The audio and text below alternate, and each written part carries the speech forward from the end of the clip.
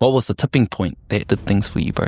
I didn't know at the time, bro, but I was having massive anxiety attacks. I think I was just sick and tired of being undervalued, and every rugby player will understand this. You know, the pursuit of excellence states or assumes that you're not already excellent. I'll be straight up and honest, bro, to kind of building up the coffee shop and all of that stuff, there was a period of like 2 months where I was like... That's crazy, bro. Like, it's not even that long ago, Papa. Not even that long ago, brother. What the hell? Kia ora, e te whānau, and welcome back to the Planting Seeds podcast. This is the first episode of the community series where I'll be towing the mobile studio to different communities around the motu to hear real stories from real people. In today's episode, we have Pāpā Wharawera, someone who I went to primary school with, and we have reconnected in recent years. We talk about his upbringing, being bullied, not by others, but by our own, his rugby career, the moment he walked away after concussions, as well as having massive anxiety attacks. We also dive into deep depression, as well as relationships and the tools and practices that help to keep him balanced in what he calls the seesaw of life. It's a kōrero of honesty, healing, and of hope. Let's get into it. Ngā mihi.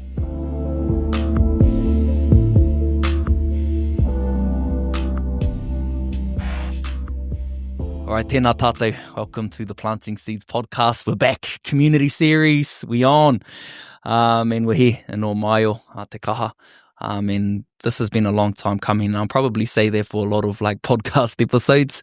But this is a good friend. And we've been, mates for a long time. But there was a huge gap in between of staying connected. But in these recent years, it's been cool just to be able to reconnect and learn and share kōrero. And I'm looking forward to just getting your kōrero out there even more, brother.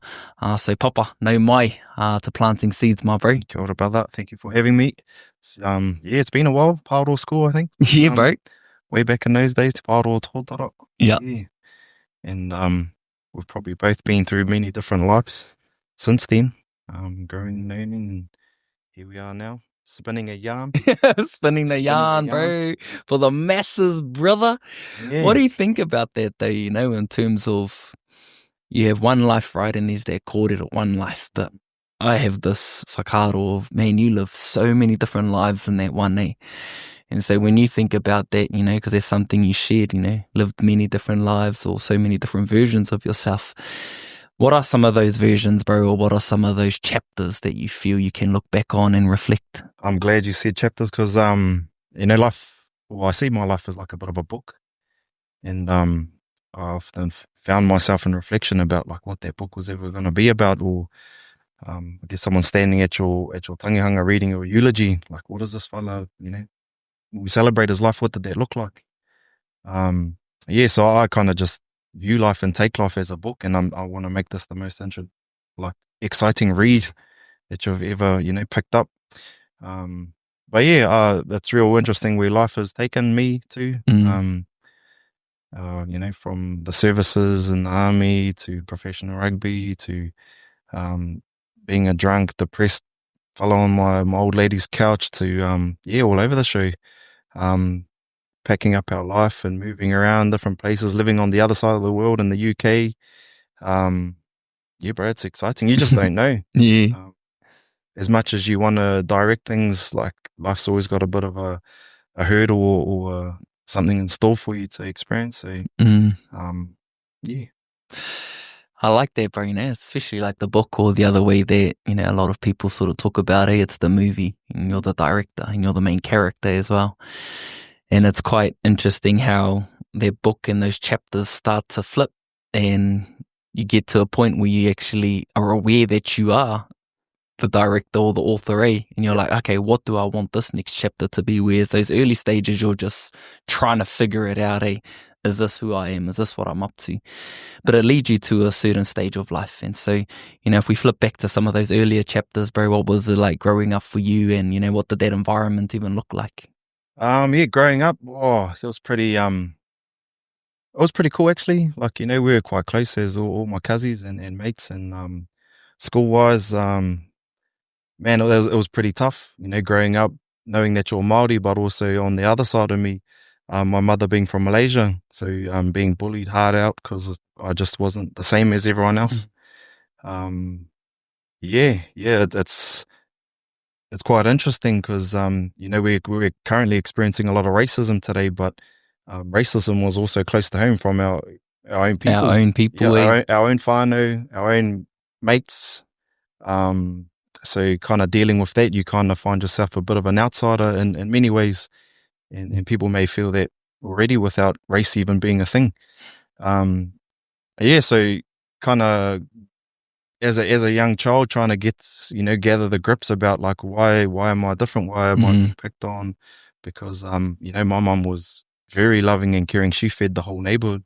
In fact, probably a lot of our childhood mates and cousins growing up, you have more memories of my mum feeding them than me, being a part of that. I think I was just you're the link. Yeah, the link between getting a seat at my mum's You're the table. plug. You're the plug, bro. Yeah. Because all the cousins that we catch up with, all they talk about is, oh, bro, I just remember your mum's kai, and I would always feed, and so.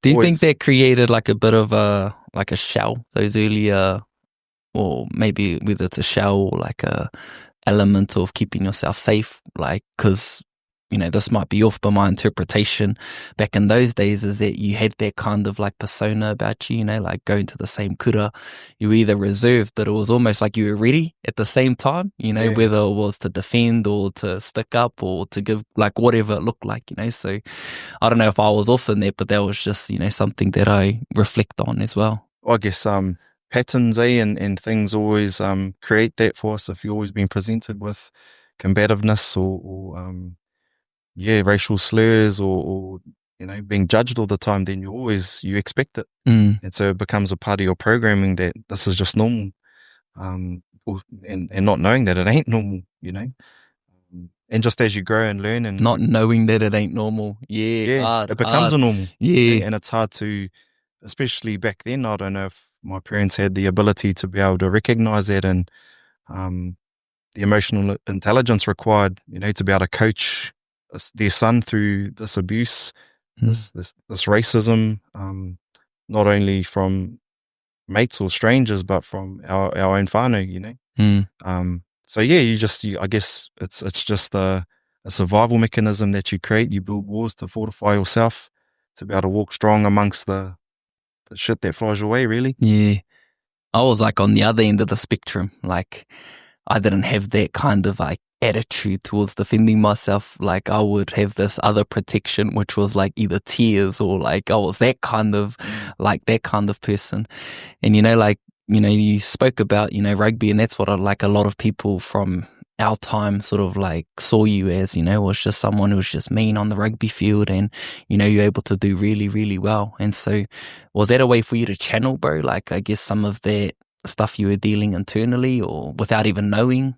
Or was it just a skill that you just picked up quite easily? I was actually forced into rugby. Oh, yeah. From your old man? Or Nah, from Uncle Mo. So, right. When Tamahira, when he left Pāpā as the principal.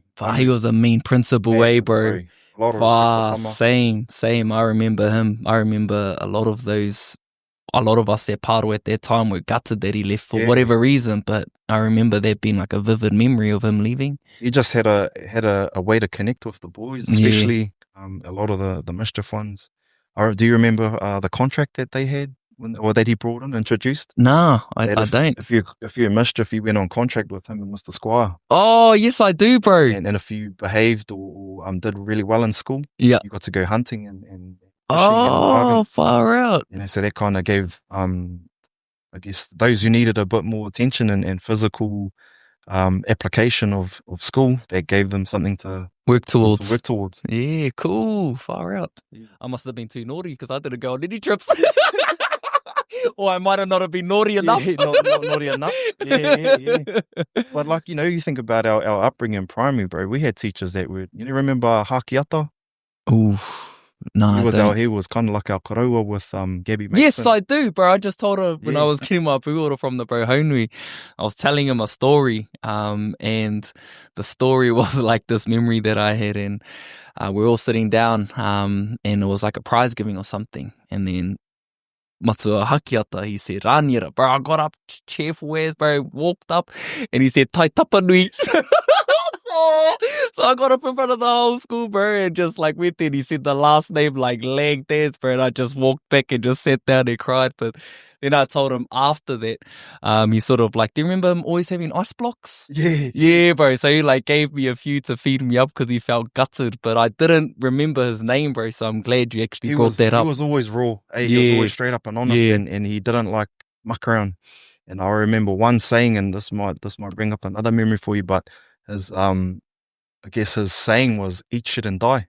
Oh, no, I don't. I don't remember it, bro. I don't. But that's, we're at primary school. Yeah. One of our, but also had a lot of respect for him because he was just straight up the guts with everything. Yeah. And that was his kind of outlook on, like, if you muck around, then you're just momo wa, waste of time. Yeah. Go hard or go home, or just show up and do your best type thing. So that was always the slogan. Like, muck around, eat shit and die. Yeah. And so, Tamahiri when he left, and then what happened in terms of like getting you on into rugby? Yeah, well, coming from Pāpā school, we were still in the soap in the mouth era. Yeah. 100. Yeah, actual. Like, people think that's like way back in the days, but we were still around that stuff. I had that a couple of times. And so I went to intermediate school in Whakatane, and Uncle Mo was my teacher, room 10. And I think it was my year 8, my last year in intermediate, that he electives was coming around, and I had aspirations of actually becoming a jockey to win the Melbourne Cup. Yeah, true. That was one of my things. I had a love for horses my whole life, and so I selected horse riding as an elective, and Uncle Mo just looked at it, screwed it up, teared it up in front of me. He said, "Nah, boy, you're doing Ty Mitchell training." And I remember just crying and slamming the door and walking out. But that pretty much was the my beginning in rugby. I had no clue or no aspirations of becoming a rugby player at all. Yeah. In fact, my only game I played was JAB under 6. Before that Ty Mitchell training, before going into Ty Mitchell. Yeah, with Eru. My cousin Eru, I went along with him. He was a bit of a gun. Oh, he was mean. He was Mickey. And I got crushed in a scrum and I didn't want to play it anymore. Yeah, sure. So that was my first and last game, or I thought. So you thought, I thought. Yeah. So anyway, fast forward, first kind of Ty Mitchell training, I just found this I don't know, this type of energy, this release. And I remember running up to one of my whananga, George Sinclair, and I bumped him over. Yeah. And that feeling felt really good. When I look back on it now, it was this release of stored up energy that I had, that I never knew I had. This kind of power, I guess. And it was something that I really enjoyed at the time, that I could do something and I guess release that in a controlled manner through the sport of rugby. Yeah. So that's kind of where it all took off. I just put my head down, worked hard. Made the Ty Mitchell team. Had the privilege of captaining Whakatane Ty Mitchell, and then that kind of was the stepping stone towards higher honours, and eventually moving on into Rotorua Boys, eh? Yeah. Uncle Mo wanted me to go to Hatopaura. Yeah, true. He was dead set, but it was actually Uncle Lou McManus. He was at Te Wānanga Aotearoa at the time. He encouraged Were those your options, bro? Hatopaura or Boys, or were you always going to go to Boys? I was keen Hatopaura. Yeah. And Uncle Lou, I remember him clearly saying to me, like, "Nah, boy, don't go there. You'll be warming the toilets. Go to Rotorua Boys. There'll be more opportunity for you there." And so I took that advice. It wasn't a case of my parents wanting or sending me away. Yeah. It was kind of like, here's opportunity. I'm keen to go away and move away from the town. And my parents were able to provide that for me. So, how good, man. Yeah, very, very privileged, bro. Like, we weren't the richest whānau. My parents they could work. They're still working now. Yeah. My mum, bro, is the hardest working woman you'll ever know. Yeah. Does it without a sweat too, eh? Oh, bro, she just makes hard work look like? Yeah. You know, easy. And so you went over to boys, done really well over there. Then, you know, this whole rugby sort of like pathway started to open up and, you know, started to get into rep teams, and then even got to the level of like being a professional rugby player. You know, is that what took you over to the UK, or was there a step before that? So I actually had an opportunity, and it was my brother, Tyson Ripia. He actually had been given the opportunity to go to the UK, and this was an internal thing at Boys High where like the player of the year got to go overseas. Oh, right. And he had declined that, and the offer then came to me. So as a 14-year-old, I had the opportunity to move over to the UK in the south of England, in Cornwall, in a little, well, not a little city, but a city called Truro. Yeah. So I attended a public school there called Panay. And I think I was there for So what, were you like months. third or fourth form or I was something? fourth form. Dang, true. Came back and went to Whakatane High School. Yeah. Yeah. Far out, bro. So I was over there as a 14-year-old attending Premier Rugby. I think I was with St. Ives, and yeah, bro, it was quite embarrassing for them. Why is that, having someone as young as you? As young as me, like sitting grown men on the ass, like running them over. Yeah. And that was an eye opener for me too, because playing secondary school rugby over there was like playing JAB as a teenager. Yeah. Dang. So much so that I didn't enjoy rugby that I ended up playing hockey over there. Oh, is that right, bro? Was it Yeah. just too easy? Was it like too much of a challenge, or was it just... Oh, it was just far too easy. Yeah. You're literally going in as a teenager playing like Grown men. like 7-year-olds. Yeah. Or like in school. Yeah. Which were what I was there to play. Yeah. Or do, but you ended up just going to the Premier men's team and training with them, and there was a gap student called Kyle Martin that came over and played for Rotorua Boys first 15. So I was staying with him in his whānau. Oh, mean, bro. Yeah. Far out, you've had heaps of like different experiences for this like whole rugby, and then you had like a series of concussions though too, eh? Did that happen when you like jumped into the more professional, like started like in reps, and because you played for the Bay, you know, like what were some of those teams, bro, and when did the concussions started to happen? So concussions started quite early. I'd say probably from the first game I ever played. I think I may have received a concussion there. Yeah. But right throughout the grades from third form all the way to the end of school, like concussions were quite regular for me. Was that just in tackles or running, or was it a variety? Again, bro, this was my outlet.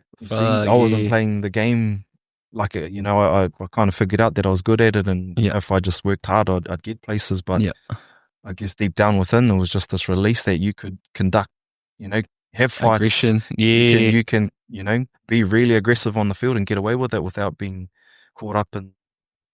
It's almost like admired though too, eh? And some like rugby players too, eh? Who have that like level of grunt and aggression, eh? It's almost like praised in that kind of environment as well, eh? Yeah, well, it's part of the, I guess, intimidation and psychological part of rugby, right? That, if you're the aggressor, and you get away with it only so far. Yeah. Once you hit the TV, bro, cameras on you, eyes on you, and even in school. Yeah, sure. Your coaches always said to me that my downfall was my aggression. Even my whāngai Pāpā, Uncle Sam, he said, "You're not going to get anywhere until you sort your aggression out," and he was right, and I agreed with him at the time. Right. So yeah, concussions, bro. There was one game against Hamilton Boys where I got knocked out twice in one game. In one game, dang. It was all on video, and I guess part of rugby as well was that to make teams, to make high honours and all of that, there's a bit of sacrifice that you kind of make regarding your own health to put yourself in a better position to be or to have exposure for selectors. So you just put all your eggs in one basket, and you just got to do what you got to do, not knowing the implications later on in life. Yeah. Well, one of the talks that we've just had recently is like sometimes those those things that happen in life, whether it's concussions or injuries, it's like a tohu. It's like, what are you up to, bro? You know, and we're just not hearing it. And, you know, we don't know that freaking at that age, but, you know, and you're 9, you know, you're halfback the majority of the time. I don't know if you played any other positions, but you're amongst pretty much the whole time. You know, you're right there defending and you're right there sort of like passing. You got the ball and probably got your hands on the ball the most out of everyone. And so, like, you know, talk about like even being in that kind of situation, bro. You know, you're getting all these concussions, you know, your position, and you're seeing this pathway ahead of you, but you're getting all of these signs around, like, you got to calm yourself down or you got to control it in some way. And what was the tipping point that sort of like shifted things for you, bro? Yeah, that probably would have, for like leaving rugby. Yeah. It probably would have been my experience down at the Hurricanes. I didn't know at the time, bro, but I was having massive anxiety attacks. Far out. And a lot was happening then. I wasn't sleeping well. I was on sleeping medication. I thought it was the protein. Yeah. The protein, because that was the only thing that I had changed, or from what was, you know, at the forefront of my mind at the time. That I'd started. And when was this, bro? Like time-wise, like? Oh man, there's so much that happened prior to that. Yeah, right. So I left school, signed with Waikato. Me and my brother Tice, we moved over into a flat over there. The union was hard on you get a job or study, and I didn't really want to do any of that. I just wanted to focus on rugby. But they ended up paying for my study, so I ended up studying full time. Sports and exercise science at Wintec, and training full time as well because I was under contract. Yeah. So man, things quickly spiraled there. I ended up, you know, moving through the grades and representing Waikato, I think under 20s, under 19s at the time, and moving into the NZ under 20 setup. So I attended all those camps, and things were like looking pretty good. They were quite blown away with, I guess, what I had to give at the time, especially on our camp at OPC. Yeah. And then when I returned to Waikato, I had a meeting with one of the coaches at the time, and he sat there and slid a contract in front of me, and he said, "This is yours if you make NZ under 20." And for me, that was like a switch in my head, was like around my own value, knowing like how much I've had to give up to be able to put myself in this position. That all I was worth was a team. Yeah. Wow. That if I make this team, then, you know, you get a contract. You're worthy to make this team. Yeah. And so in my mind, I was like thinking like, nah, stuff you. Yeah. If that's what you want me for, then nah, I'm done. And so I pretty much just packed up, bro, threw my toys. I think anyone in that knew me in the rugby scene, especially in those teams, kind of probably started to see behaviours and things that started to slip in. Yeah. Like I was missing, I remember on NZ 20 camps, one of the 20 camps, I missed a stretching session. But I was always punctual, I was on time, you have to lead, you have to be the example type thing. So yeah, that was big. And that was kind of my first cue too, that something wasn't right.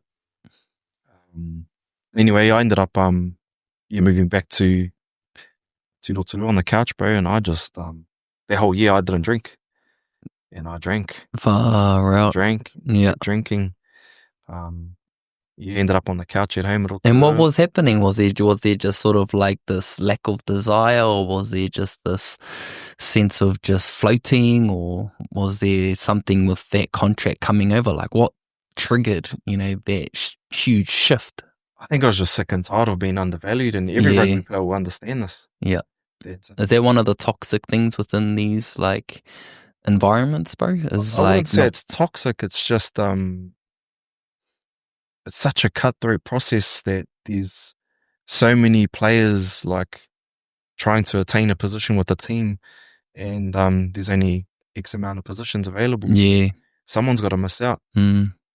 But when you're being promised the world, and you know, like you're being kind of drip feed information that doesn't give you a whole lot of information to make informed choices about how you navigate the space and how much to commit or or just maintain like mental clarity around why you're doing it.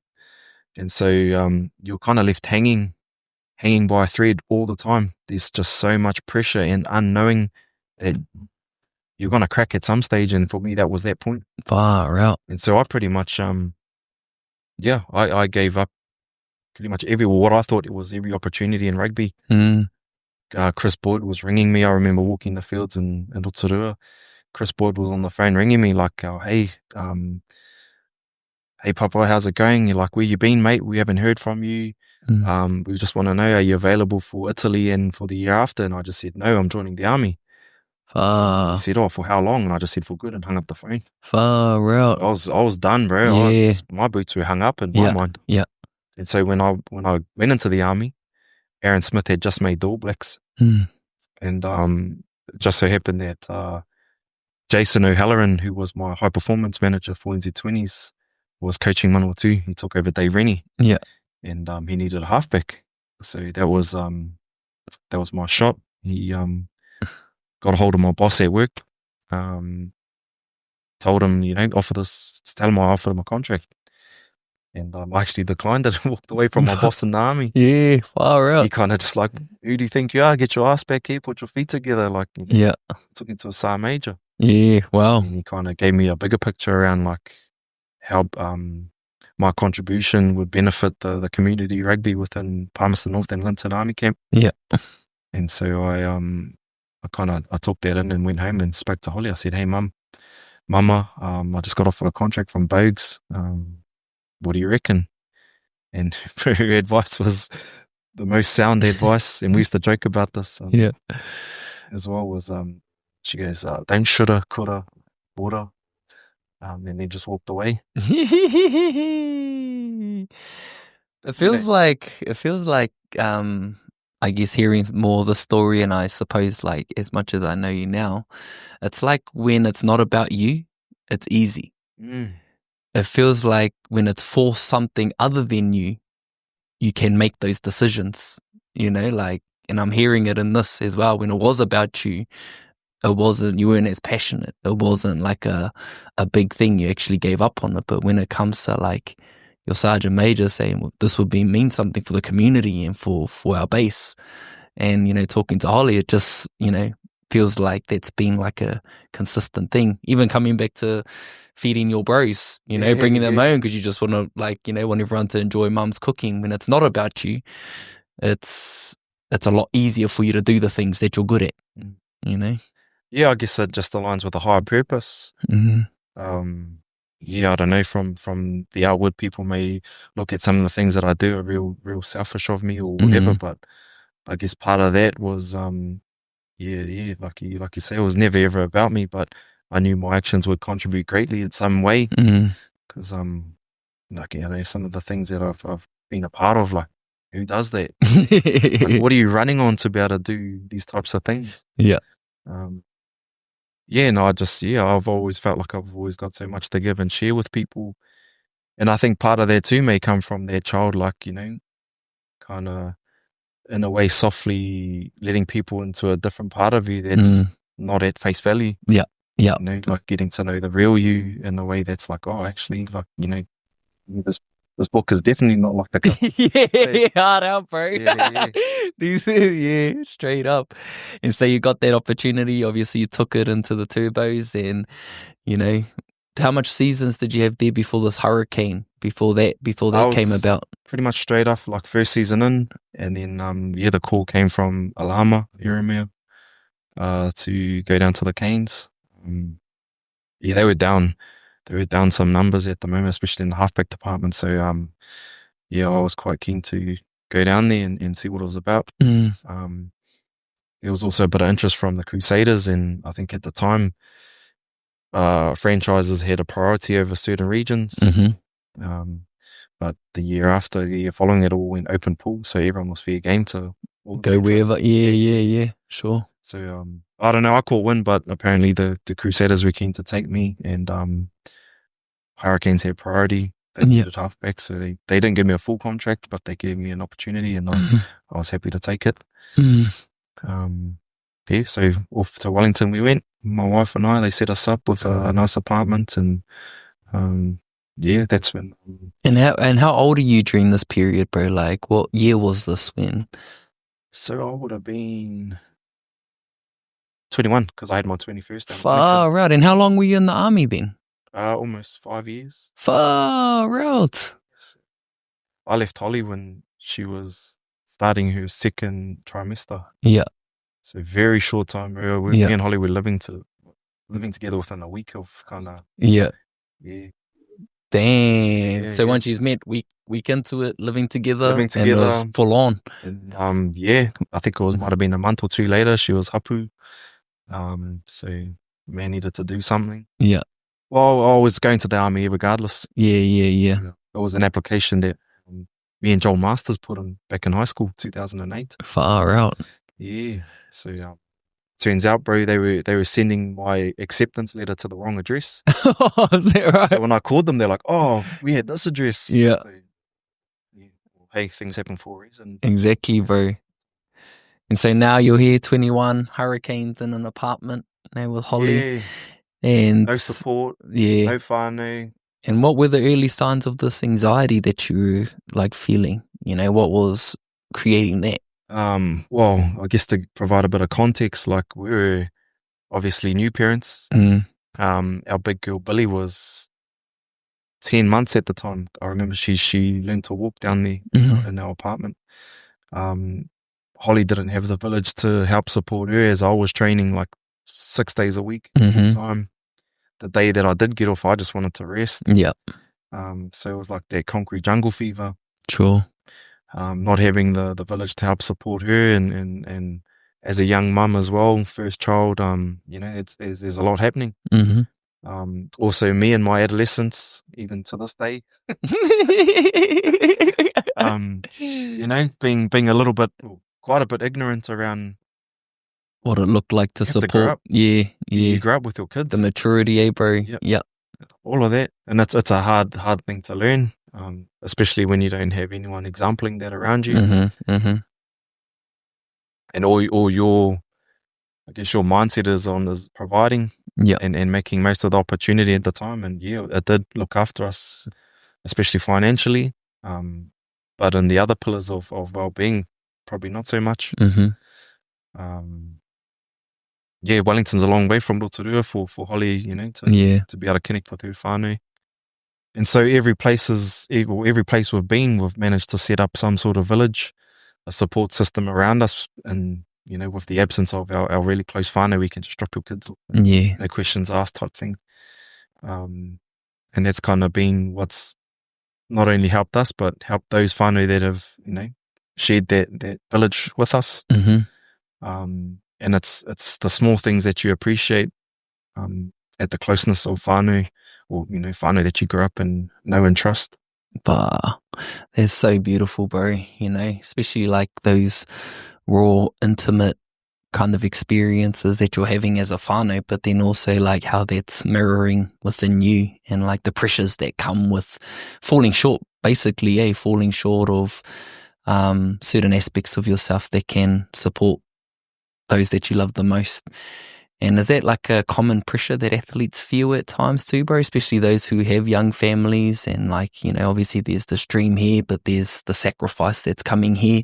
Like, what could you speak to like athletes or, people who are walking their path at the moment who may be in that same kind of space? Like each and every individual, it's unique because we all have our own upbringing and way of or perspective to life and values and morals and all of that stuff. But the ones who tend to be, I guess, well grounded are the ones who have a lot of support, whether it's through family and friends. And obviously, if you have children, that makes things a whole lot more difficult. You're no longer a top priority. You should be. If you're not well yourself, then you can't care for the ones you love most.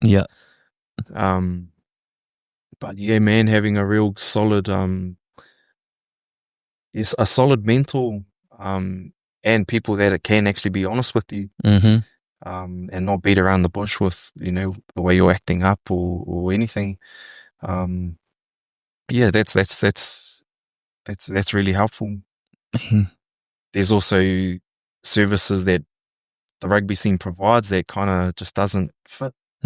Or it's hard to put words to in terms of what you need, because you actually don't know you need it.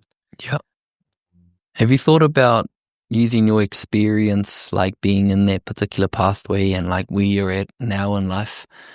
Have you thought about being able to give back to that space and to other up and coming young athletes who, maybe working through it? Is that something that you feel is there, or is there interest in that? Absolutely, bro. And through concussion, I had to go through that process myself with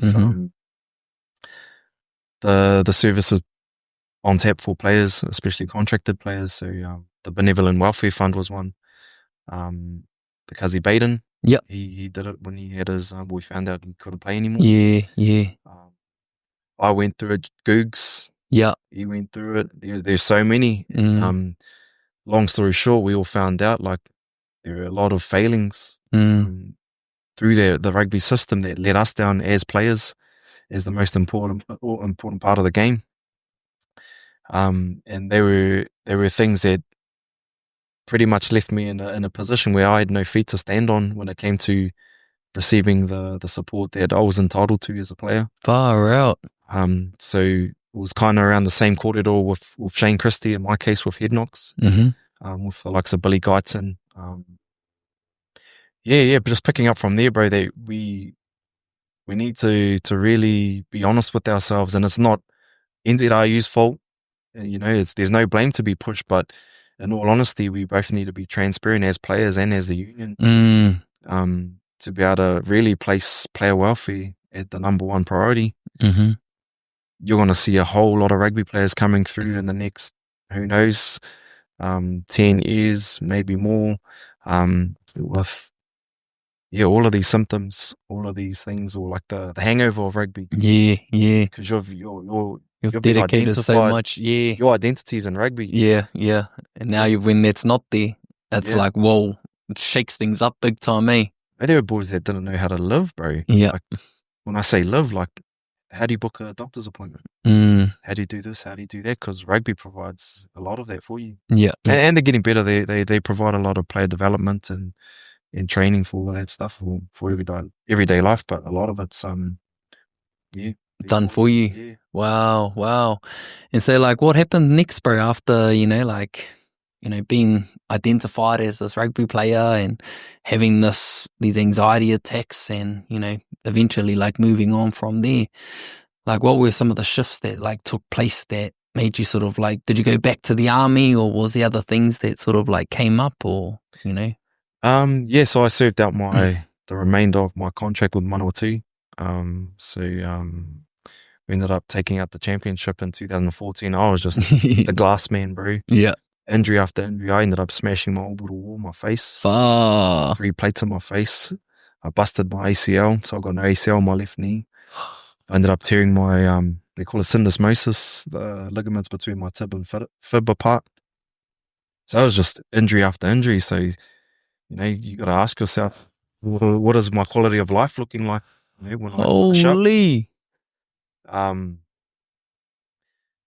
But I kind of, knowing that I didn't want to play rugby to begin with, and after experiencing the Hurricanes, I was like, this is definitely not the space I want to be in. A lot of ego, a lot of, it's competition. Yeah. It can be healthy at times, but like when mates who you thought were your mates are just like kind of looking through you now, you kind of, you notice that your value is no longer appreciated here. So I've always kind of been the type to recognize that. Yeah. And move. Not so much leave the place, but just acknowledge that it's not for you. Yeah. And it's just a way of me being able to maintain my own mana, and not hold resent or grudges against anyone, right? It's just that maybe my time and purpose here is served. Yeah. So it's time to move on to continue serving in other ways. I reckon it's like such an awesome, thing to actually be aware of is to know when to let go, rather than, I guess, like that sense of holding on. And, in these recent years we've connected more, there has been like this openness about you, and it feels like you're just straight plugged into source, bro. Like you're this super spiritual kind of man, and it's mean. I remember when we first connected and you came over home, and then all of a sudden we're just deep in wānanga, bro, and we're just in our own little world, bro. I was just like far out. The next minute, the next visit, you bring in your table, and there's me crying on your table, bro, and there's you just giving me pain in my leg, and just release, bro. So go from this like rugby player that I had in my mind, of like how I always saw you, just grunty on the field and had this persona about you, then just seeing this new version of you, I was like, far out, man. That was like actually quite it was refreshing, it was just refreshing. And I knew I'd done a lot of mahi too and a lot of changes. And so just us reconnecting in this way has just been, awesome for my wairua. And so, talk about that, bro. Like, this has always been you, I suppose, like this more, what would it be? Like you've always been in tune, but now it feels like that's been expressed a bit more. Was there a moment where that just started to happen organically, or were there some other things that happened in life that sort of like made it sort of emanate a bit more, if you know what I'm saying? Well, growing up, when we learn about the impacts of the colonial system and colonialism itself, there were a lot of things that we practiced as Māori that unfortunately became, I guess, closed. Yeah. So our access to divine beings and gifts and all of those things, the Tohunga Suppression Act and all of that was kind of almost wiped off the face of the earth for us. And so keyword almost. Even if they did really well in doing it, it was never gonna got it back anyway. Yeah. But so for me, yeah, like my father and mother both share a lot of stories about me as a child and having a lot of experiences, like some pretty true. I used to see Kiwis all the time as a child. Yeah. And my father always made that something normal and not to be scared about. However, there were probably also things that he didn't know in terms of what I was presenting him. Yeah. And how to, what do we do? Like, so a lot of the times I was beaten as a child, wake up in the middle of the night, red-eyed, screaming my head off for no reason and all of those things. What do? You can't settle a child. Just go back to what you know. And so it actually came out of crises, bro. Like, where everything comes from, right? From the dark. Yep. Pull things from the dark. And there was a time of both Holly and I where our lives around us within our own selves crumbled. And we're really fortunate to meet a kuia over in Maketu. And her name is Charmaine Burnett.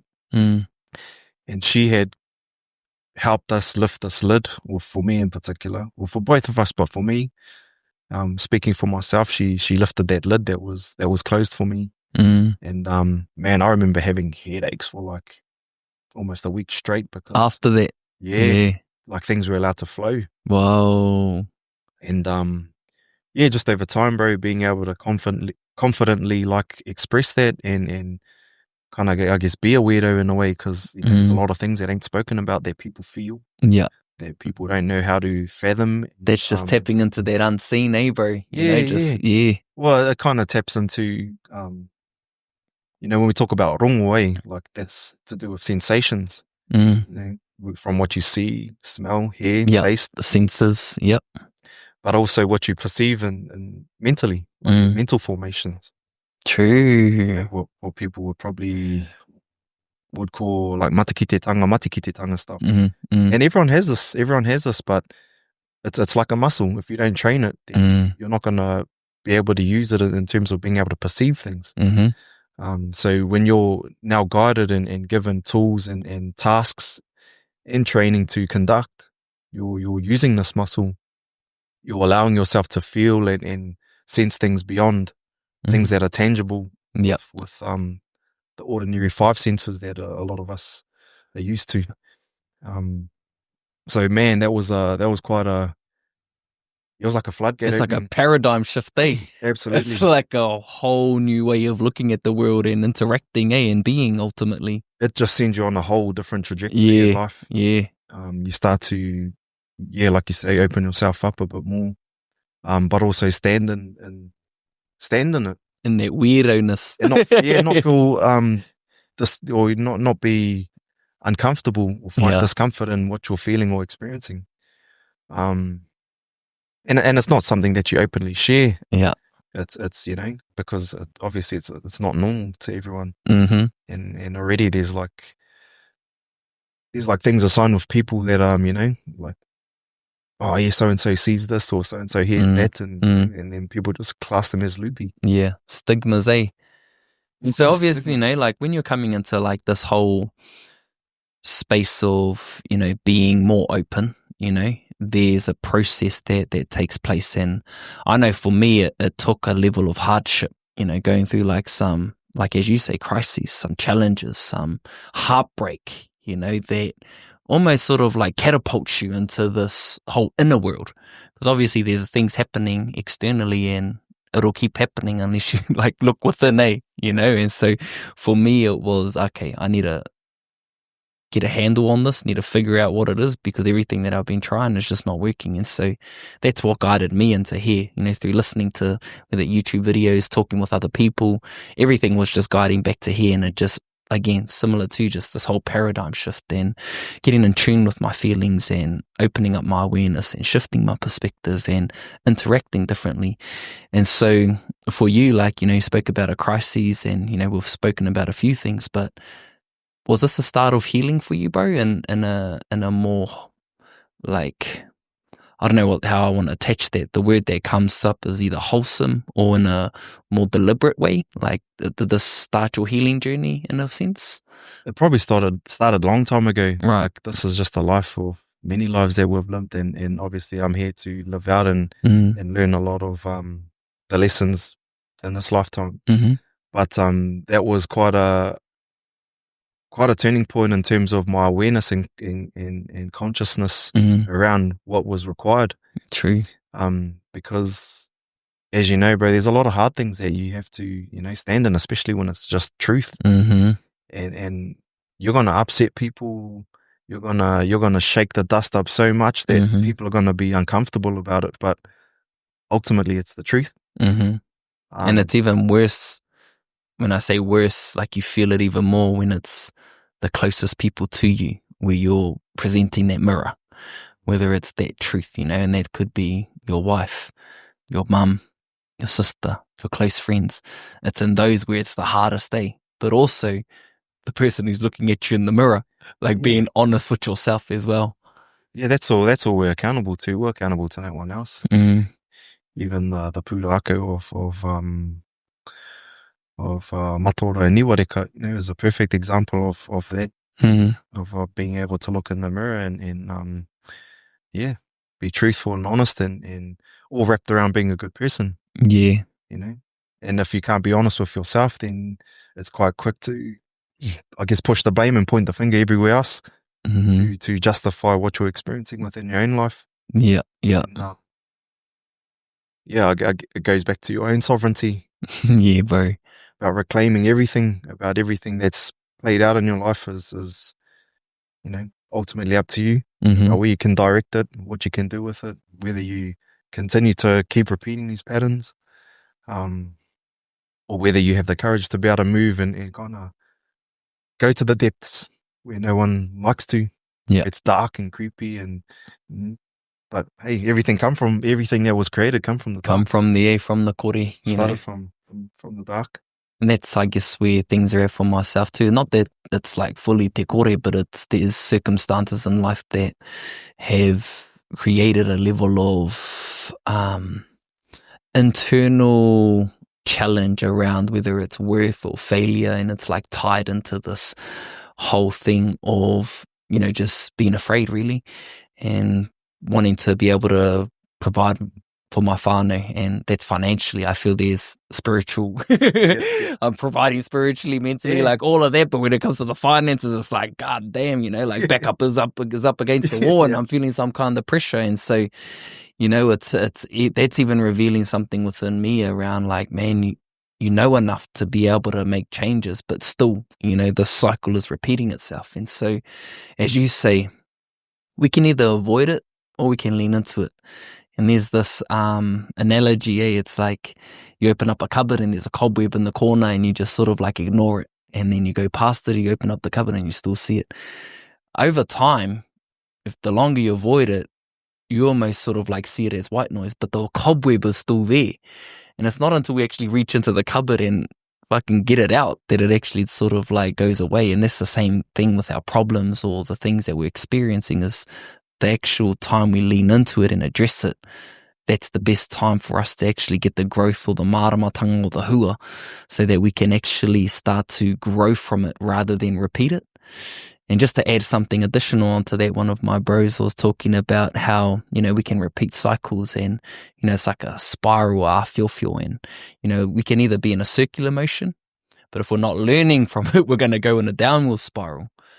But if you keep repeating the same things in terms of, I've gone through a heartbreak and then I went through the same kind of heartbreak and then I learned from it and then I changed it. Going in this financial struggle, I'm here now, but when I experienced it before, I feel like I've shifted energy and changed it myself. So I'm experiencing it differently. And he calls that like an upward spiral. And so I think that's the patterns that we can recognize, is that, are we different from when it happened last time? If not, we need to make those changes. And the changes that we make is actually leaning into it and using that as like a launch pad, to go into that next stage. Because hopefully what I'm doing now is not going to recreate what I'm going through now, because, even though we know that all of the challenges lead to greater things, it sucks being in the challenge. You want to avoid it, you resist it. But when we go into it, that's where things actually start to, I guess, progress, Yeah, I always look at it like, man, like if I'm confronted with, I guess, the not so welcome, unpleasant sensations of these downward spirals or dark periods of darkness, I actually rub my hands. Yeah. Over time, I've become a bit of a sucker for this dark space. Yeah, true. Because I've walked it for so long. No one would know this at face value, but me and the dark were really good mates. Really, really good mates. And so when you're used to spending time in a place that's whatever it is, that you become comfortable there. But it's not healthy. Nah, it's not healthy. But you soon learn how to navigate that space and how to just kind of make yourself at home. And when you say like close friends with the dark, is that like negative thoughts, or is that like being in te kore and feeling? Yeah, I'm talking all of that, like deep, dark, depressive states, suicidal states. Yeah. I'll be straight up and honest, bro. When I was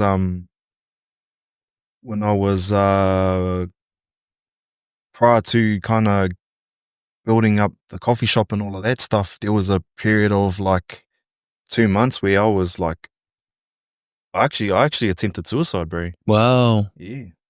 That's kind of where I'd been, and I was never going to be successful with it, but I knew I had to take myself there because I'd been there. The first time I ever thought about suicide was 12 years old. Whoa. That I can remember was at my course tangi. So when, as a 12-year-old, that's a long time to be able to spend in the dark to really become comfortable with it, right? And I say it's not good because it's when you're in those states, there's people around you, right, that have to, like your whānau, they're immersed within whatever state you're in. Yeah. And during that time, it wasn't healthy for my kids. It wasn't healthy for my wife. It pushed her to her limits. Yeah. That she actually had to look beyond, even beyond those closest to her. It was a desperation, a plea of help, not for me, for her. Yeah. But it may have been received as help for me. And I had attended the Vipassana course the year prior. Yeah. And I guess over that period, over a year, I just slowly observed myself going back into this deep dark void. And there was nothing I could do about it. Nothing in terms of what people pursue to uplift themselves, like spiritually, physically, wouldn't work. All the tools that I had been given were like rendered useless. So I just had to watch myself go all the way to the deep dark depths of actually taking an attempt. Far out. And bro, I guess I'm pretty courageous being able to talk to this right now because not a lot of people know that. Yeah. So again, like reading a book at face value there's a lot more to it than meets the eye.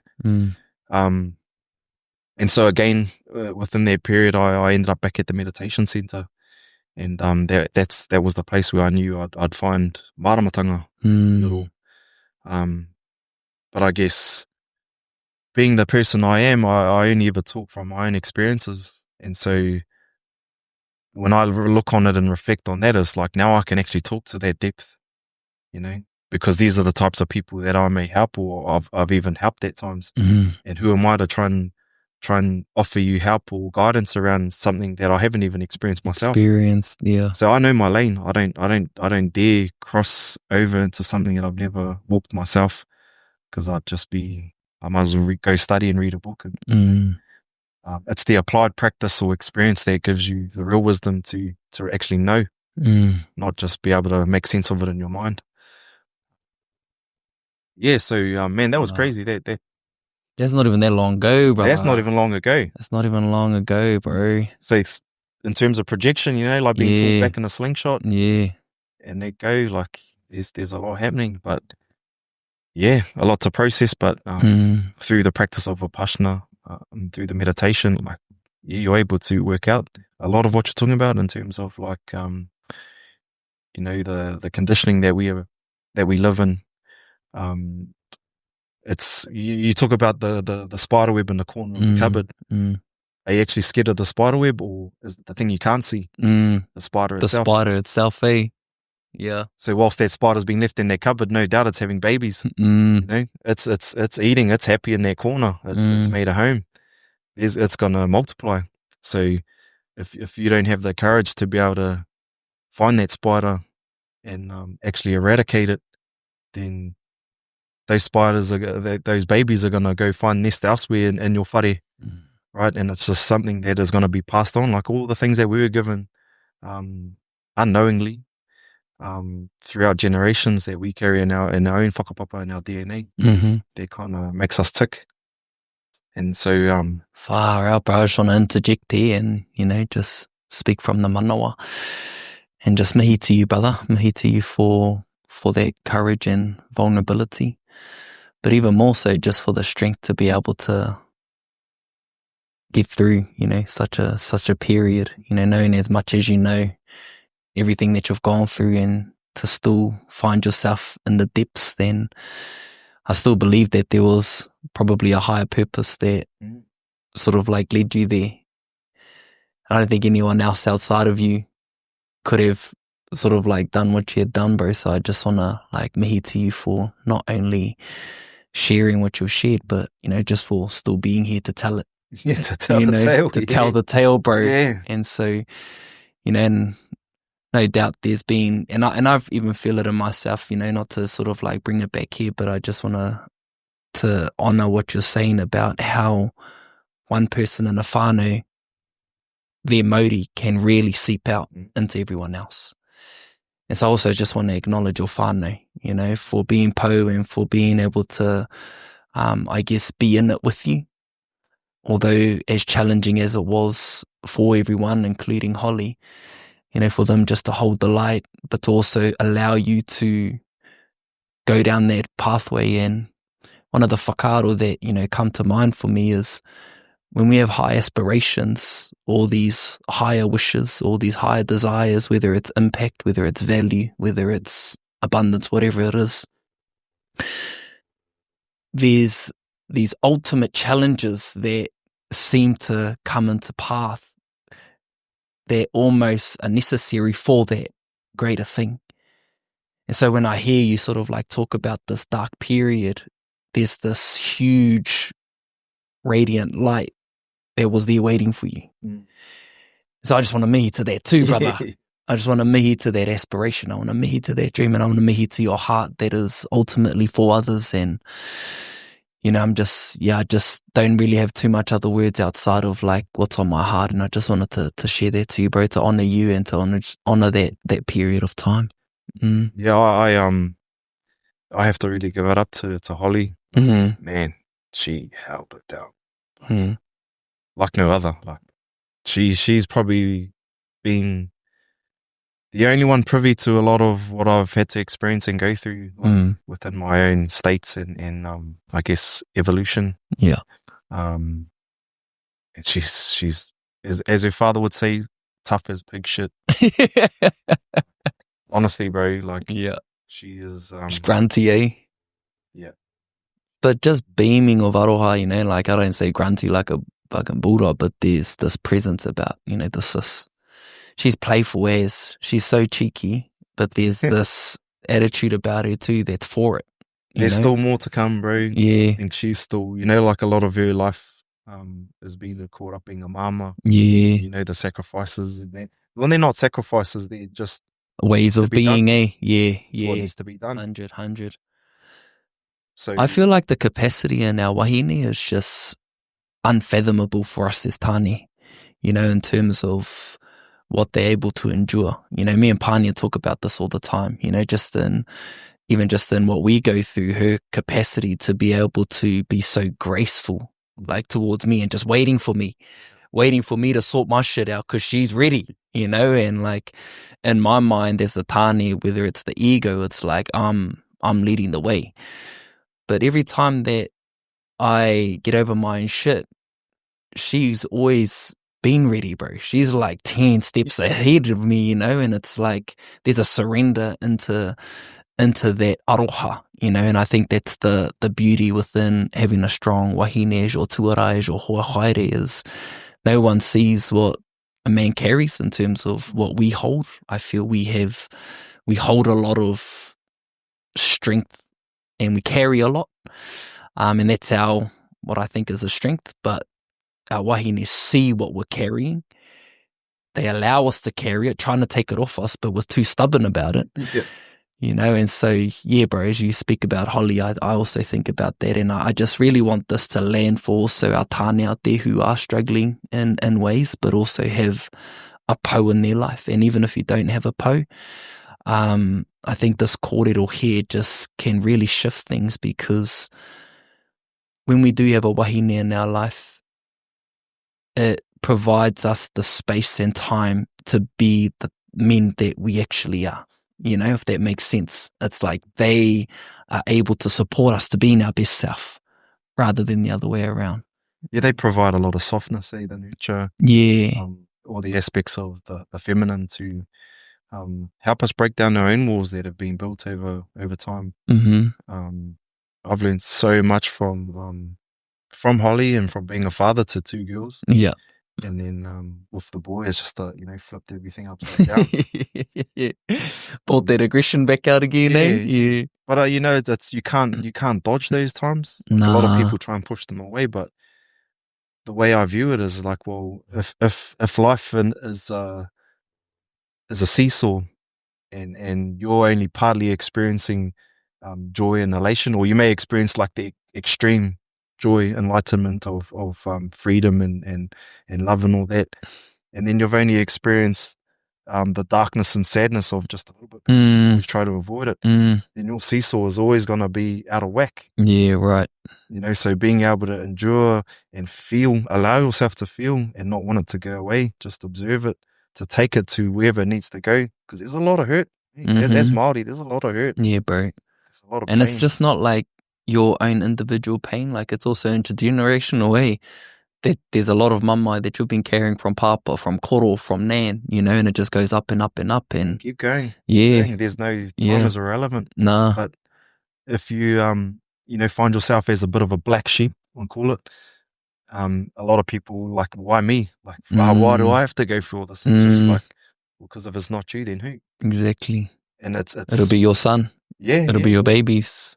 Yeah. So like, you know, it's a privilege to be able to feel these things, because you actually have the ability to feel. Man, that's so beautiful, bro, because that's like a kōrero that I really share to a lot of people around, you know, those hardships is like good in a way, because what it does is it builds this level of compassion and empathy that was never there before, in terms of you've gone through such a terrible thing in your life that you can now resonate and empathize with other people who may be going through hardship, or there's this element of being able to connect because you know how far you've gone before. And when I look at like people who are either healers or in the space of service, you just already know within your mind that what they've had to go through in order to give so much to other people. And I think that's just the same with you, bro. Now I'm just, inspired by your courage, G. Like, holy shit, man, that's crazy, bro. Like, it's not even that long ago, Papa. Not even that long ago, brother. What the hell? Shit. Yeah, it is crazy, and it's scary, bro. And I don't like I didn't like it because I know what Holly and the kids had to endure. Yeah. But also, like, by doing so, you've provided them that there's actually a way through. Yeah. That it wasn't for nothing. Yeah. Yeah. I know my girls see a lot of changes within me, but that's up to them because they've got their own story. Yeah. Their own book. Yeah. And their own interpretations of that whole time too, eh? Yeah. But yeah, I also, have, when we get into like healing and opening things up, we're not just, there's this whole kōrero of being generational breaking cycles. But it's not just downward, bro. It's like there's a lot of this upward. It goes up, down, left, right. Bro. Because I realized that when I started my huarahi that, man, there was a lot of pain that I was carrying in. There was this deep knowing that it wasn't just mine.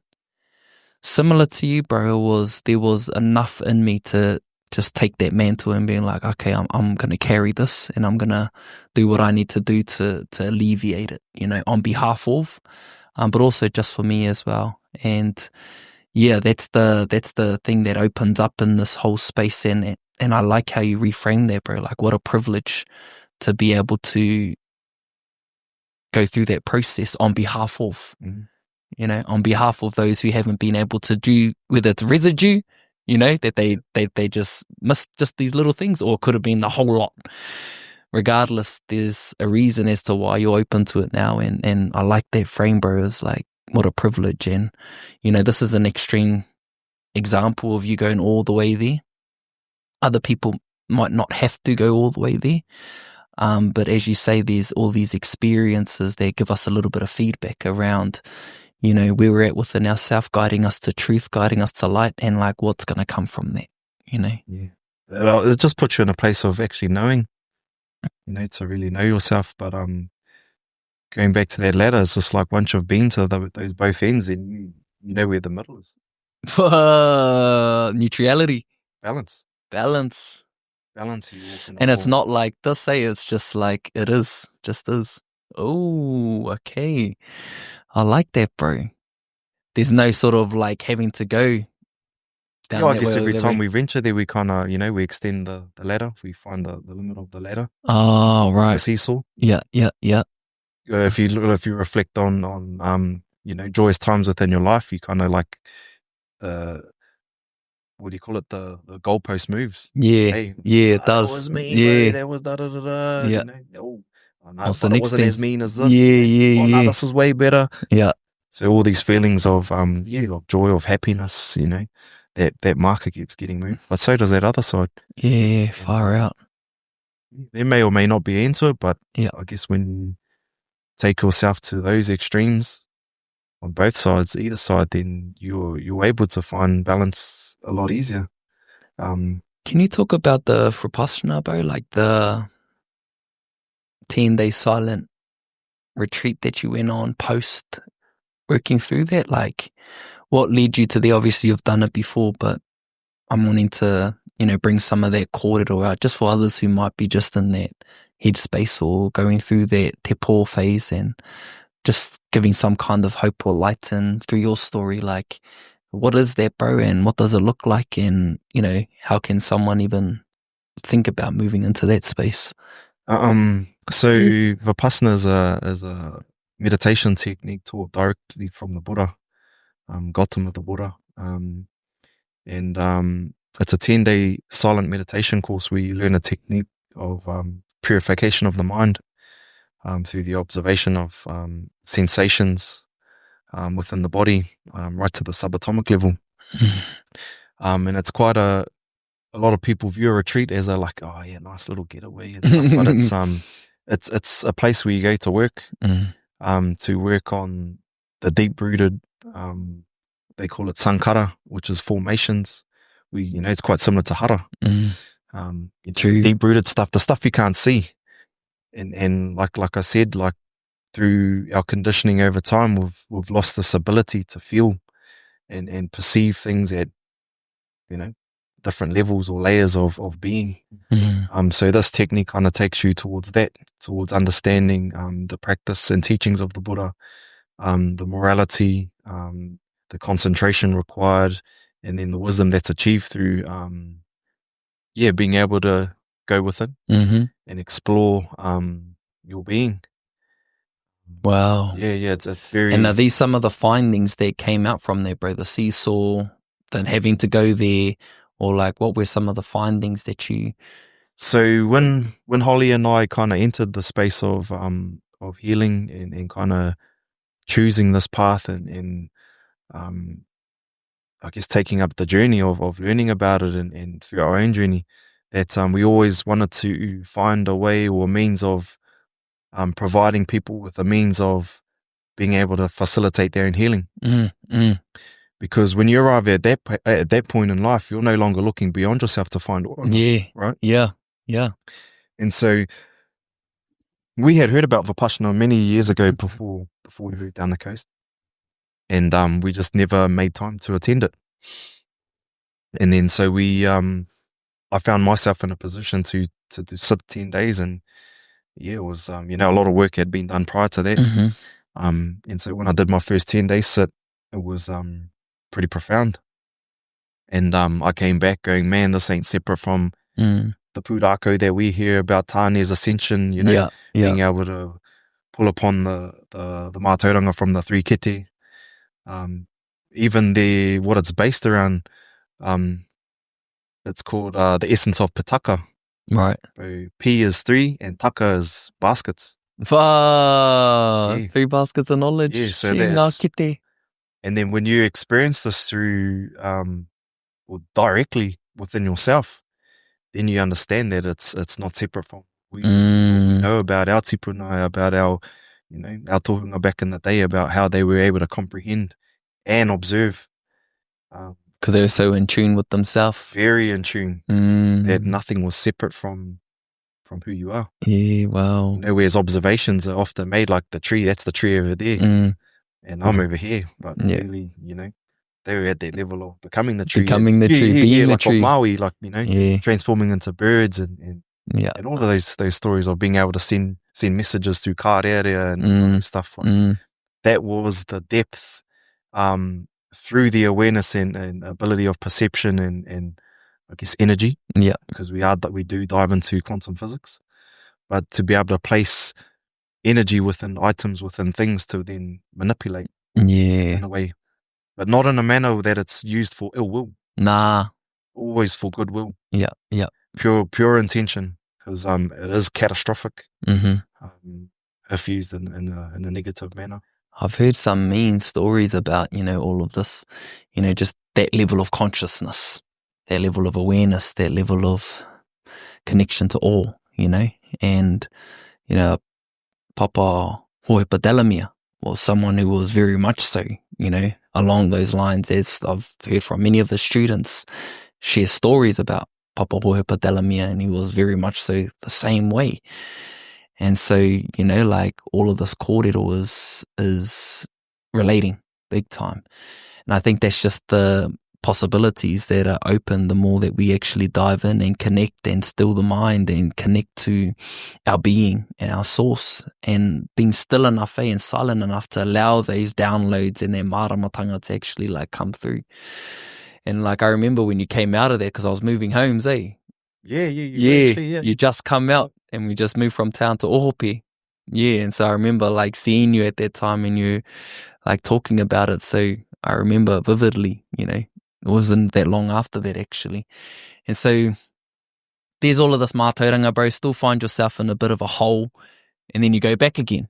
Well, see, the thing with Vipassana is that the first 10-day course you go to is you learn the technique. Mm-hmm. You learn the tool to help purify oneself. Yeah. The crucial part that's also a part of the practice is learning how to serve. Mm.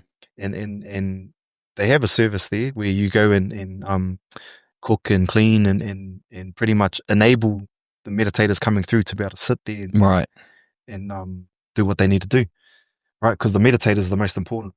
Mm-hmm. Without the meditator, there's nothing. Mm-hmm.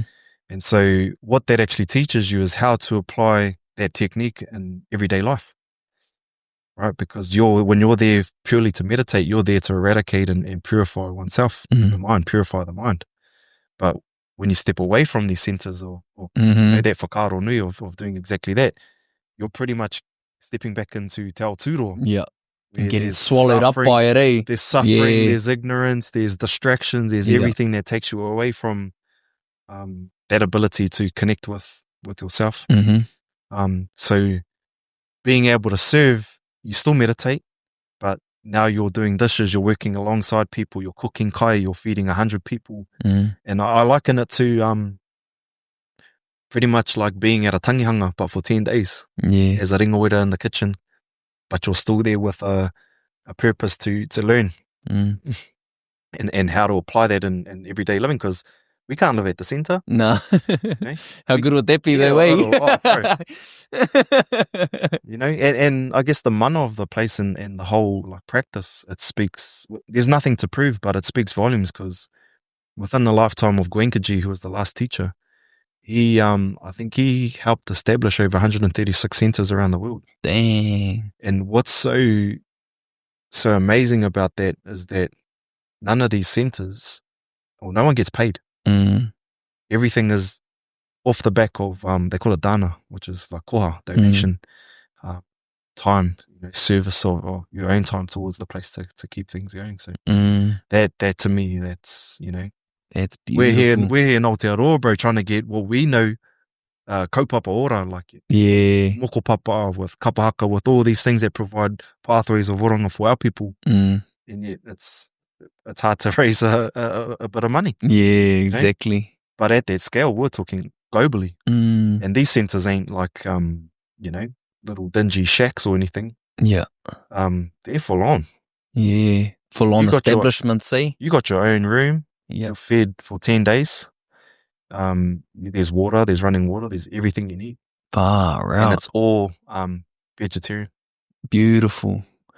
Man, because when I heard that you had done it, I shared this, when I first started my journey, I was like keen on meditating, and then heard about the silent retreat, and then ended up at the same place as Israel Desanya, who was also Rotorua Boys. Yes.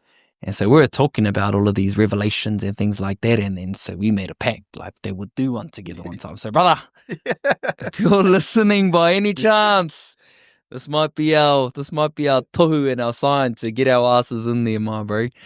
But that's definitely on the books, right? That's 100% on the books.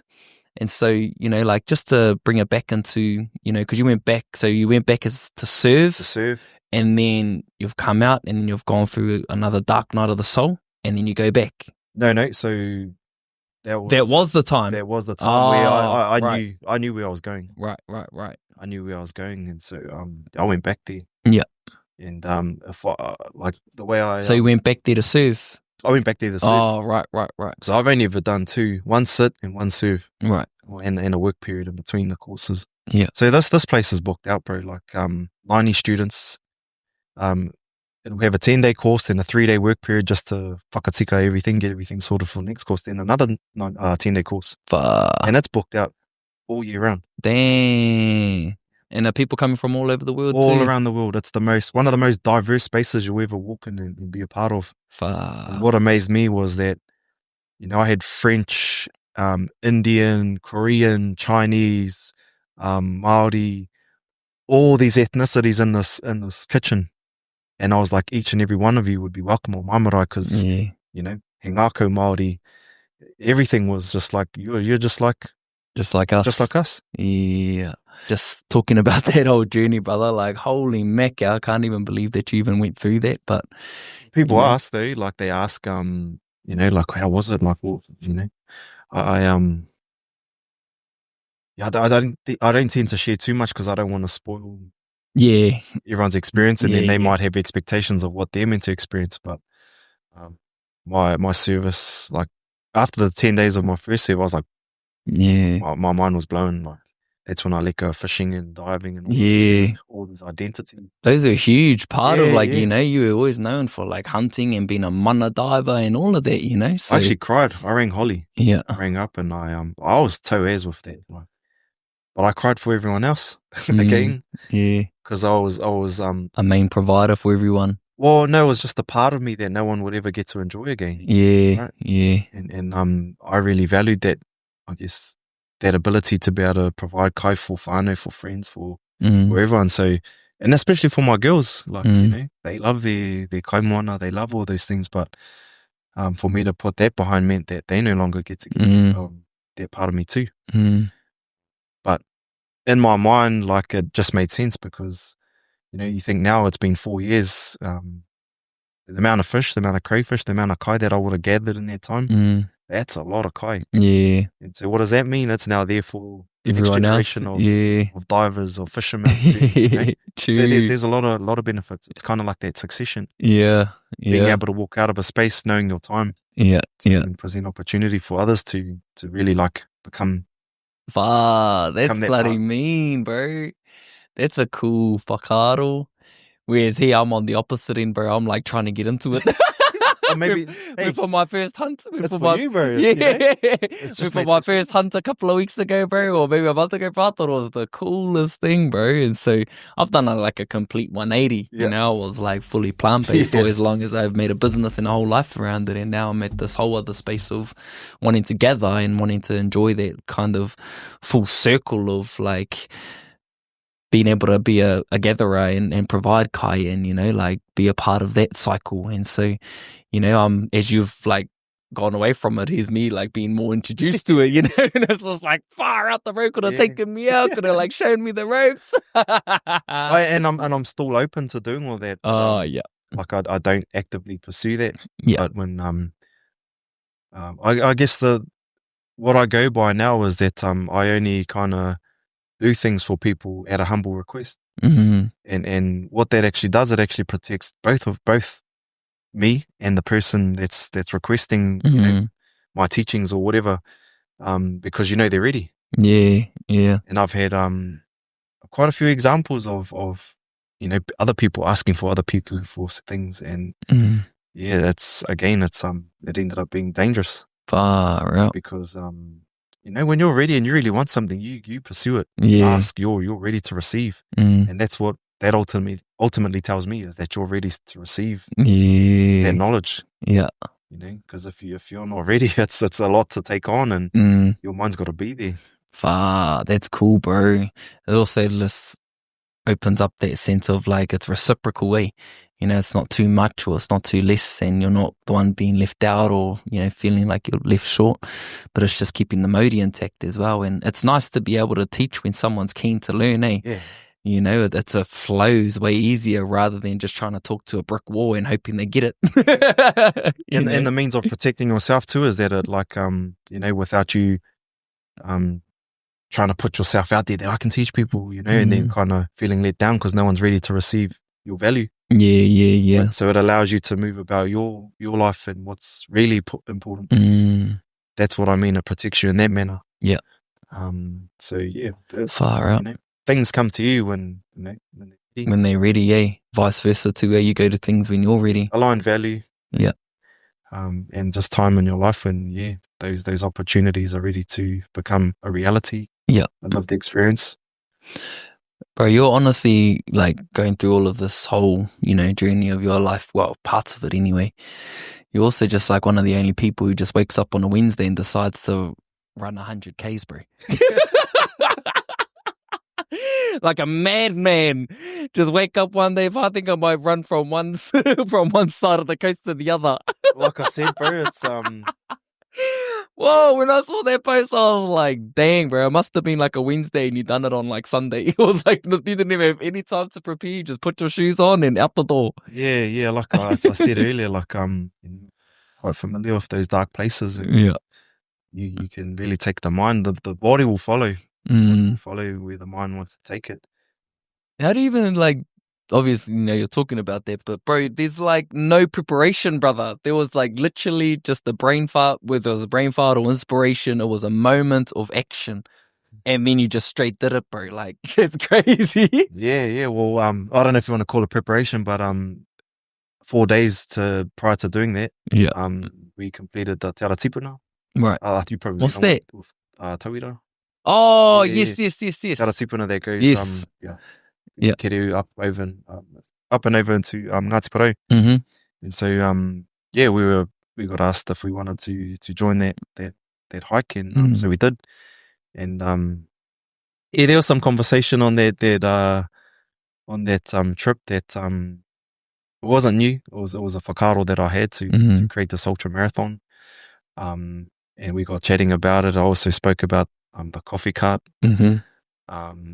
And then, it doesn't mean anything. All of that kōrero just sits up here. In the kauairunga. It's not until it's grounded and put into action and application that it actually becomes something. So, I just decided that after we get out here, I'm going to run it on the Friday. Whoever wants to join me can join me.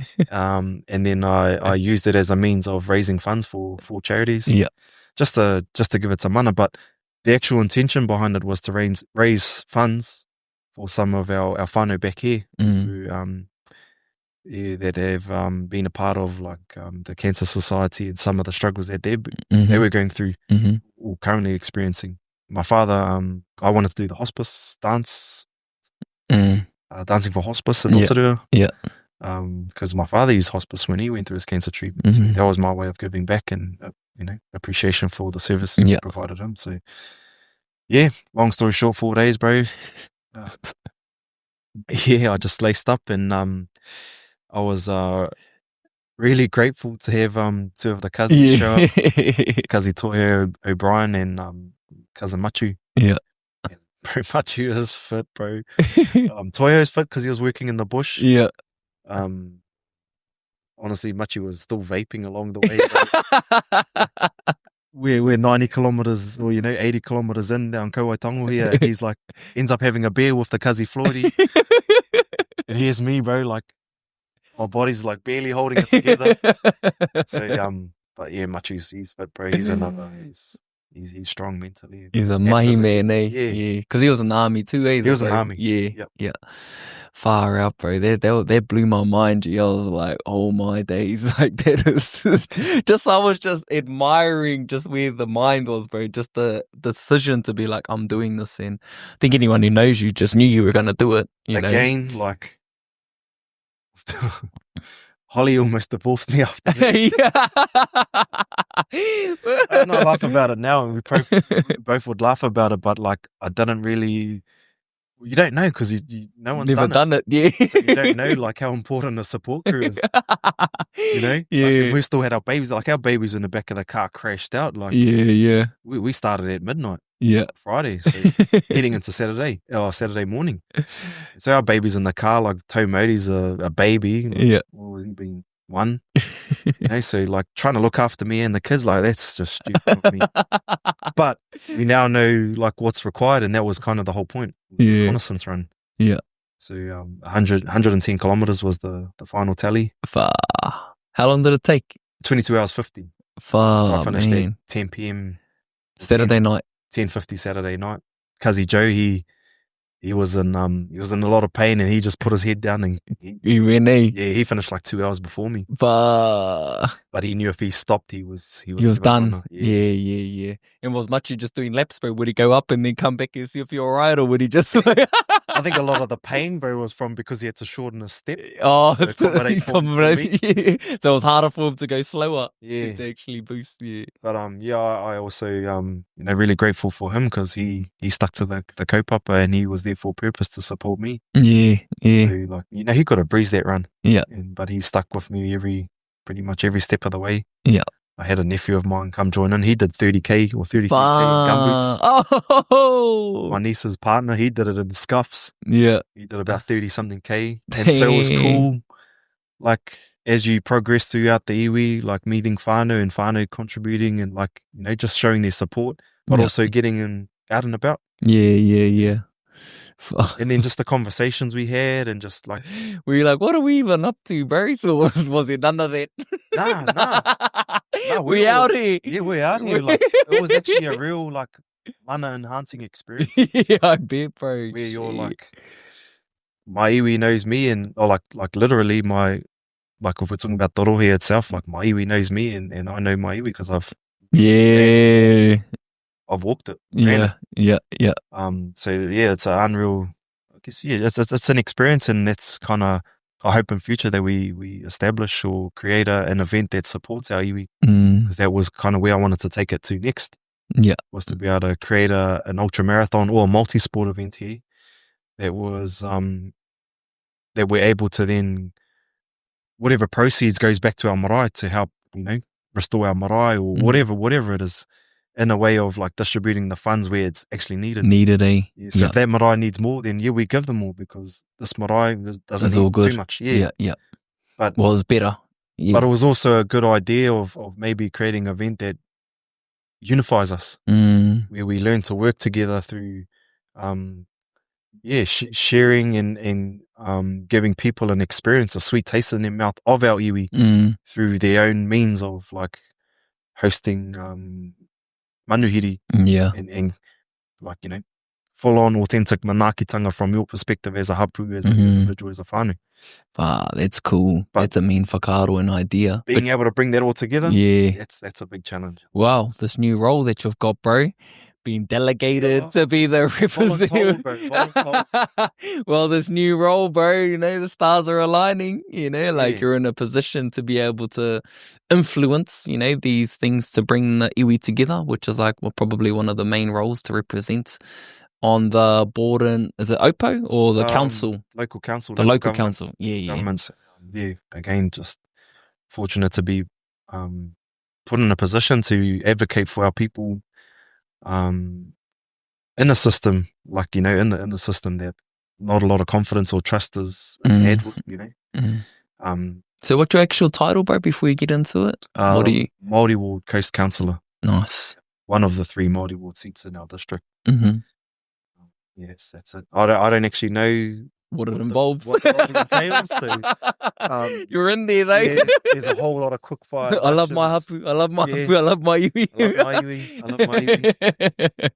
Yeah, so you know, I back myself as a quick learner. So I just again head down, get stuck in, and actually learn what the role is about, and also educate our whānau about what that role is, because then that actually gives them an understanding of what to bring towards the table. You know, and so part of that role too is actually being able to capture the voice of our iwi. Yeah. Isn't that the role of every government though? Of every party, is to like, what do the people want? Is that like, was that what's meant to be happening? But as we know, like, we can't please everyone. Like, yeah. Again, there's a balance somewhere, but there has to be a bit of give and take at times. But it doesn't stop each and every individual from having their voice heard, at least actually just being sovereign in their own way. Yeah, true. And understanding that, like, the system doesn't work in our favor, but we can still use that as a tool to acquire our own sovereignty. You know, so at the individual level, we're working towards that, as a whānau, as a hapu, as a iwi, and then collectively, like ngai Māori, across the world, like, and with our tangata tiriti, right? Yeah. But you know, there's a lot of trust. There's a lot of relationships to be built. And now tipuna we're ganete. They were trading way before, you know. Yeah. Throughout the Pacific, around the world. We're relational people, you know. I think once we open the door. Yeah, true. There's a lot of hurt and stuff from past actions of you know, colonial influence and all of those things. But hey, what are you excited about with this role, or with what this can open up, bro? Like, is there anything that excites you about, you know, this new pathway that's opened up? Learning. Yeah. Being open to learning, being able to, I guess, share new perspectives, from people that I may not necessarily spend a lot of time with. Mm-hmm. Being able to forge strong relationships with people that are aligned and willing to help us as a niwi or as a rohe. Yeah, that's what I really love. I love people. I love meeting and hearing people's story and perspective. It also helps to shape and change my the way I see the world and approach things. Yeah, that's the learning opportunity is massive. And what about outside of that, bro? Like, what are some things that excite you, or what are some hopes that you kind of like have that are guiding you, whether it's alignment, or what do you feel aligned towards, or what are some of the things that you're hoping to create? Is there any kind of aspirations that are hanging there that's giving you a bit of either courage or energy to keep pursuing? Aspirations, like, if I'm being honest, there's actually nothing I don't want anything. There's nothing that I want in this world or out of this world or out of anyone. If we're going back to what we were talking about before, it's about being able to express myself at my utmost, in my utmost authenticity, without any barriers or without withholding anything of who I am. Right? I think that's what everyone seeks, right? To be accepted as who we are. And if my morals and values are aligned to others, then I mean, it can only mean good, right? That, and you can feel that when people are really sitting in their authenticity too, eh? And the way that I look at authenticity is full acceptance of self. Because when you have that level of full acceptance of self, then there's this sense of being unafraid of being that. So take the good, take the bad, but don't let that sway you off your center, eh? Yeah. Because that's when we got nothing to prove. Yeah, exactly. Yeah. There's that saying, what is it? The pursuit of excellence. And this is, I pinched this from Holly. Holly come up with this, Jim. And, the pursuit of excellence states or assumes that you're not already excellent. Yeah. Right? Yeah. So that means you're not enough or unworthy or however else, eh? Because you're pursuing it. Yeah. Knowing who we are, especially from our identity, we are excellent. So it's about how do you foster ways and create ways of being able to express this excellence within your own mana. That's cool. Without having to appease or prove anything to anyone. And that's where it flows freely. Yeah. That's where a lot of people are touched, because that's, they see that. You said it's recognizable. Yeah. It's unshakable, because it doesn't matter what anyone or anything does externally. Like, this world has just gone and just like stuffed us up, brother. It's made us like so disconnected from that, eh? It's like there's these low dangling fruit over here, and it's like, if you have this, then you're enough. If you have this, then you're excellent. If you have this amount of money, if you have this amount of followers, whatever it is, it's all distractions, eh? That takes us away from, like, I guess, fully, stepping into like what you're speaking about, that excellence that is already there, But we don't need anything external to prove that. But we've been sort of like taught and conditioned that that's how we find that sense of fulfillment or sense of value of self, is through things. And that's what I love about like wairuatanga and spirituality and healing, is that it guides you to finding that within. And there's a lot to actually like work through, to actually get there. And, I like to say that I'm authentic, but there's other times where my ego's in the driver's seat. And I think that's the dance, between the humanness. It's all learning. Yeah, between the humanness and the wholesome like version of yourself. And, through a bit of dancing and playing, you get to, enjoy the full spectrum of life, I suppose, the falling over and looking like a mug, or, being graceful and being compassionate. It's like, you get to honor all those versions of yourself, and perhaps there's more times being in the authentic seat than in the ego seat. Well, it's it's not a linear process, right? Well, true. It's circular. It's happening all the time. Yeah, change is always happening. One of the quotes from the Buddha is like, within a blink of an eye, within a strike of a lightning, there's over 1 trillion births and deaths that occur. Which speaks to how rapid change happens, whether or not we're able to perceive that and even have that awareness that that's actually happening. Another thing. But it's like a tree or a flower. Like, a tree or a flower doesn't worry about whether the bee's gonna hopefully come and pollinate me. Yeah. Or is a bird gonna come sit on me? It's just being. It's just being. Letting. But we can learn so much from the taiao. Observation, man. It's all there. It's all there. It's. I feel it's probably one of the key skills that we've lost. Is the art of observation through sensations, through the ability to feel, because the mind takes over, right? And Papa Joe's philosophy speaks of thinking less and feeling more. Yeah.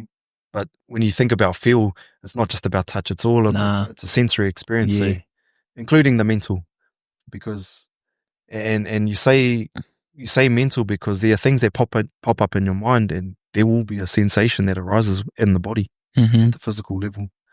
That's that perception of that type of that particular sense. It's like this is opening like such a awesome space, bro, just to navigate, through here. And there's been many a times where I've been feeling a type of way, and I've gone out, and I usually go to the moana where I just sit on, the beach and just looking out. And there was this one particular time where I got this mean ass tohu, and I was feeling some type of way, bro. I was feeling low. I actually don't know the details of why it was, but I went out to Ohope, and I just sat on the sand dunes, and I just looked out, and I just saw the ngaru. They were just rough as, and it was an overcast day, and I was like, far out.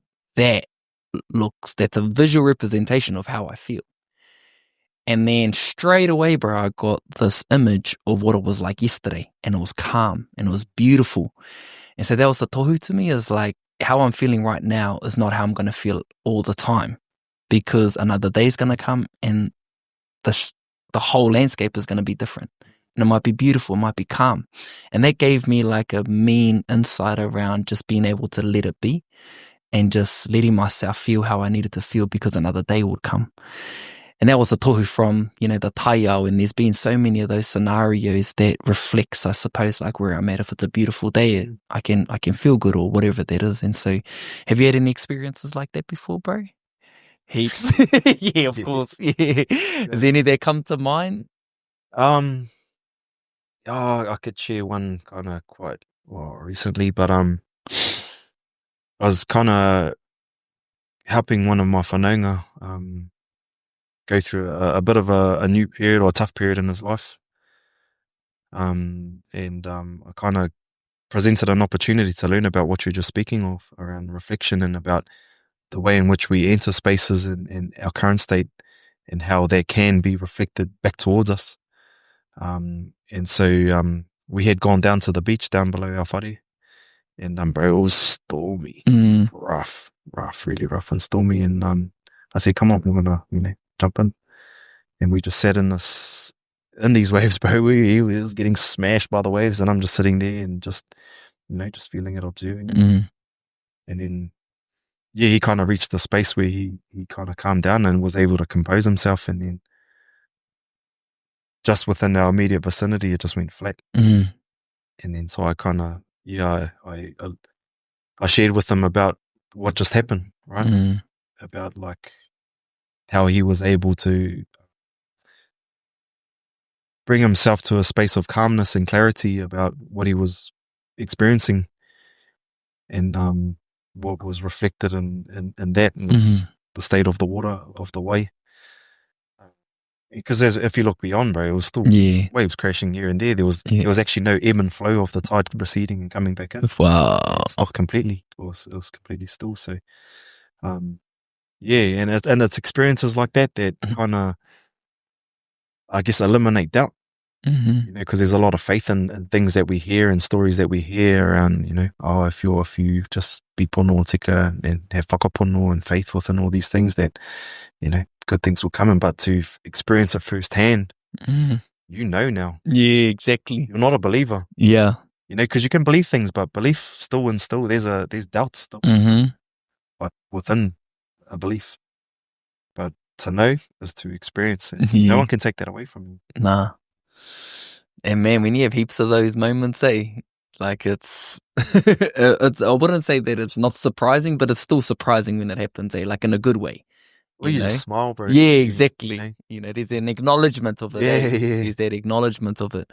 And like when you described that, it just sounded like, you know, a pura was taking place. You know, there was a cleansing, there was and that's the main medicinal properties of the taiao too, bro. You know, it was like there's a way to be able to lift that hara or that taumaha, you know, whether it's getting into the moana or whether it's just standing in the hau, you know, whether it's going into the ngahere.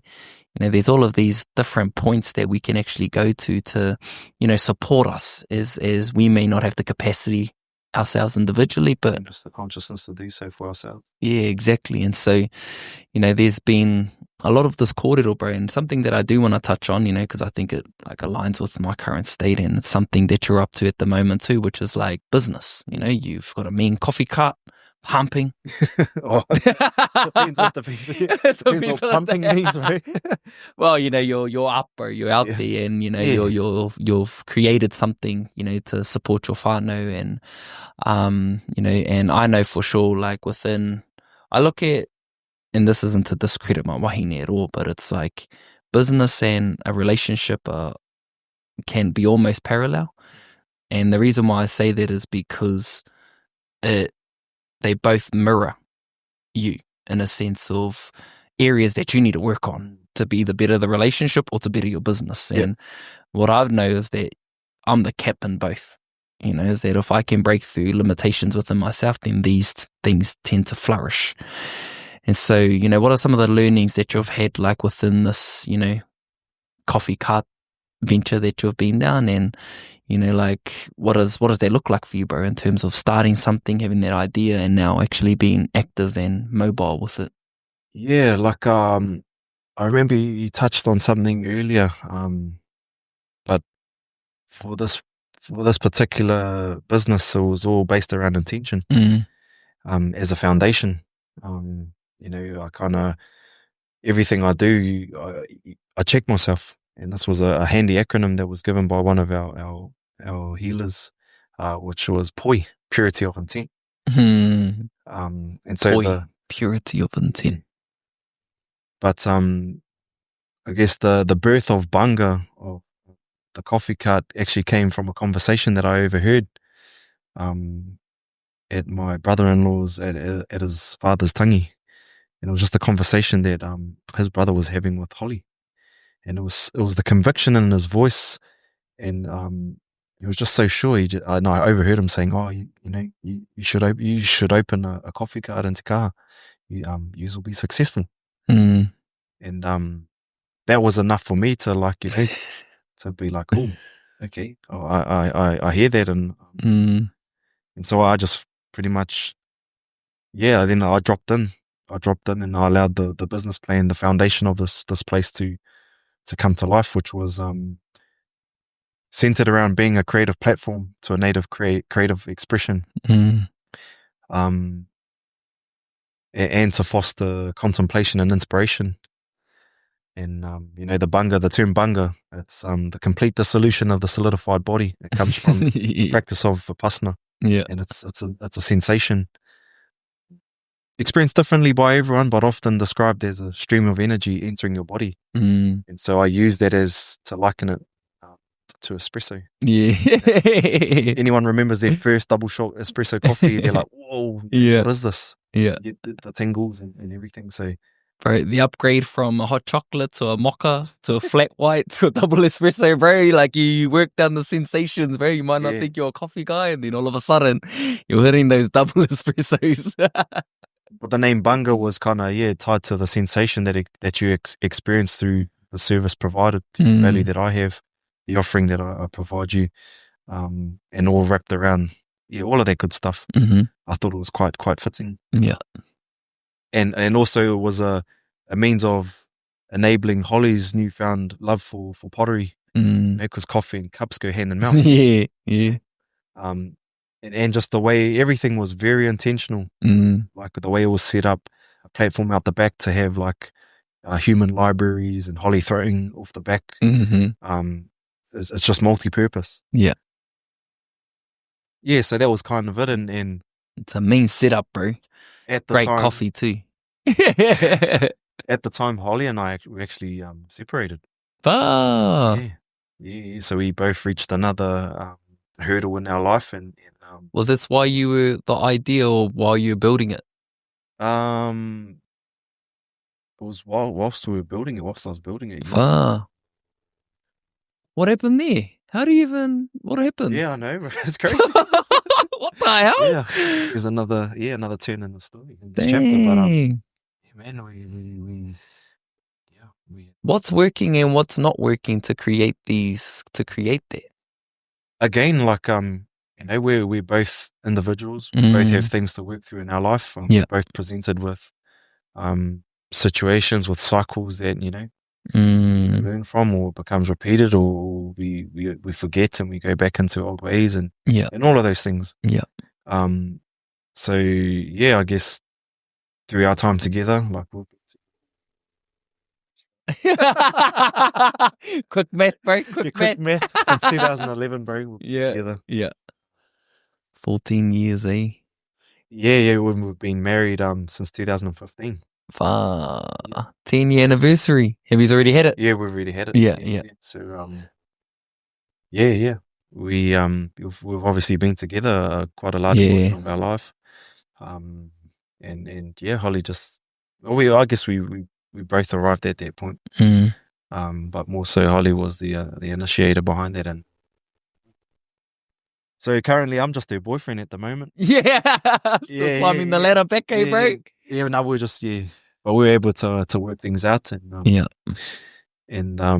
Holly, I guess Holly had bro, I learned real quick in that time. I learned a lot of things, and I'll be honest, there's probably a few things that I haven't kept up. I haven't kind of wrapped my head around that too. Yeah. We still talk about it, and it's best if things don't get built up. Yeah. If Holly's, or both of us, are able to actually speak our truth without the fear of hurting each other, or feeling like it's a blame game, or that someone needs to be right.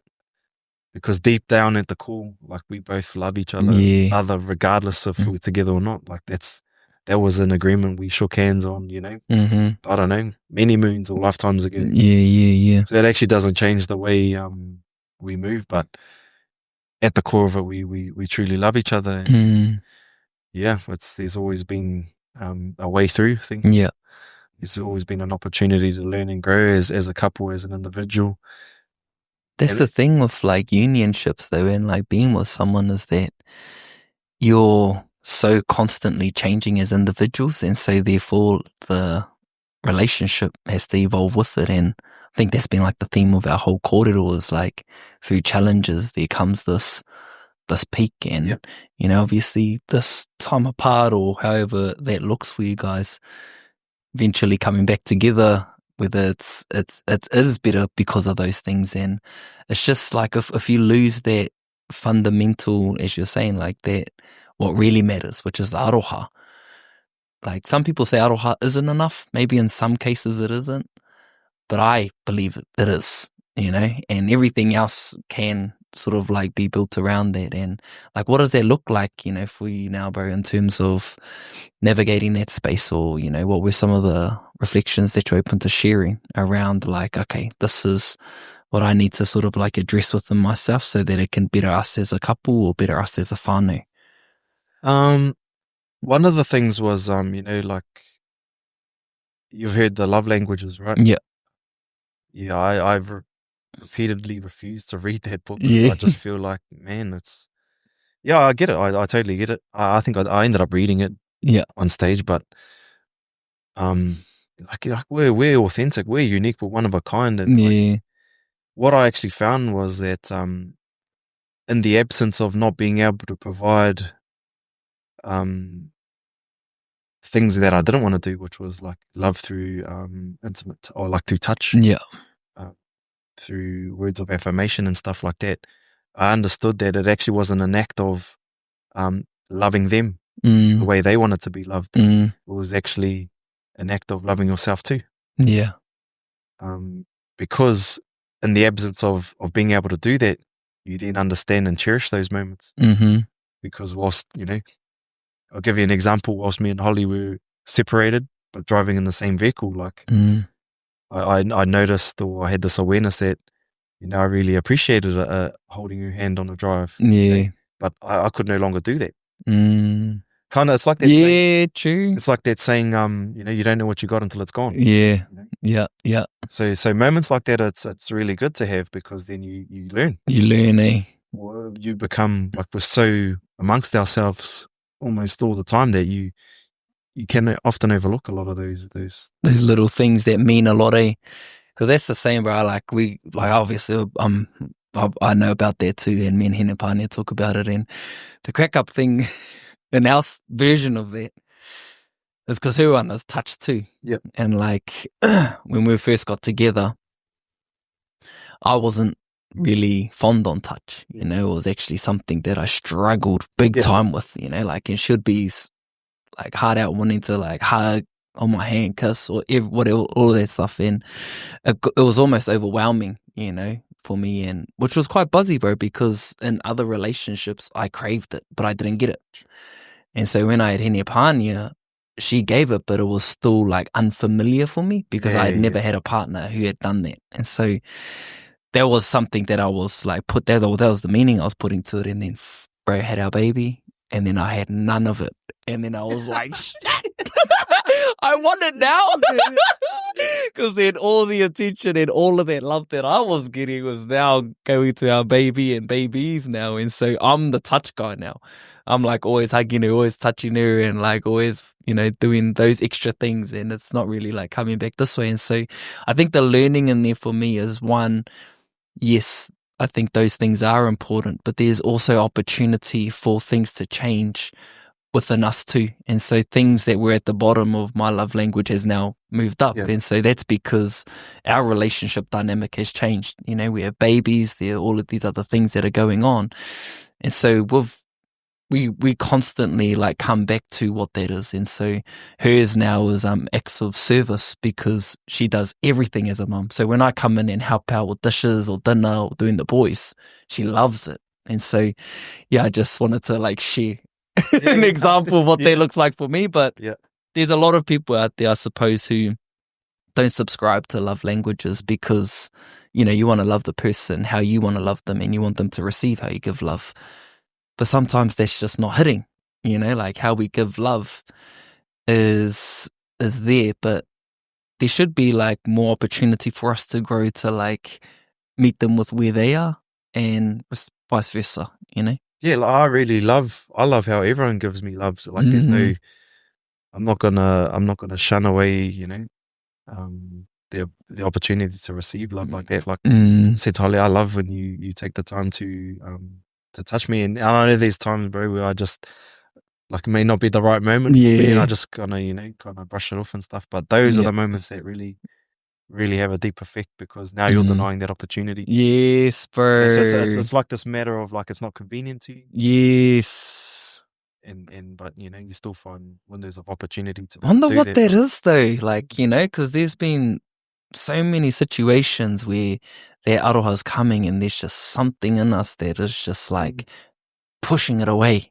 You know, it's like, and that's not a nice feeling, you know, or thing to do, eh? But there's something that triggers like that sensation or whatever, that I'm uncomfortable, I'm not in the mood, or whatever it is. But then that does something to the person that you love the most. Yeah, that's right. You know, and so I think those are the areas that, I don't know, those are probably like familiar with every kind of relationship as well. But just having them here to talk about it, because you have to have their side. Like, they bring another perspective and another truth behind that. But ultimately, you're denying that opportunity for them to love you the way they want to. Yeah. And a thing that come up with me, like that I learned in like past relationships, and is that when I had an empty cup, what I actually replaced it with was expectation. And so if I had an empty cup and I'd give to relationships, I was then expecting something from them. And so what that actually showed was that if I don't get what I wanted, I was missing where it was coming from. And so that first lesson that I ever learned on my journey was to have a full cup. You know, because if I have a full cup, it moves from expectation to appreciation.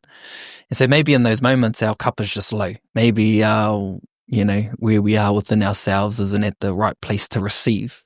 And so therefore, we're not letting it come in. Not letting the love flow. Yeah.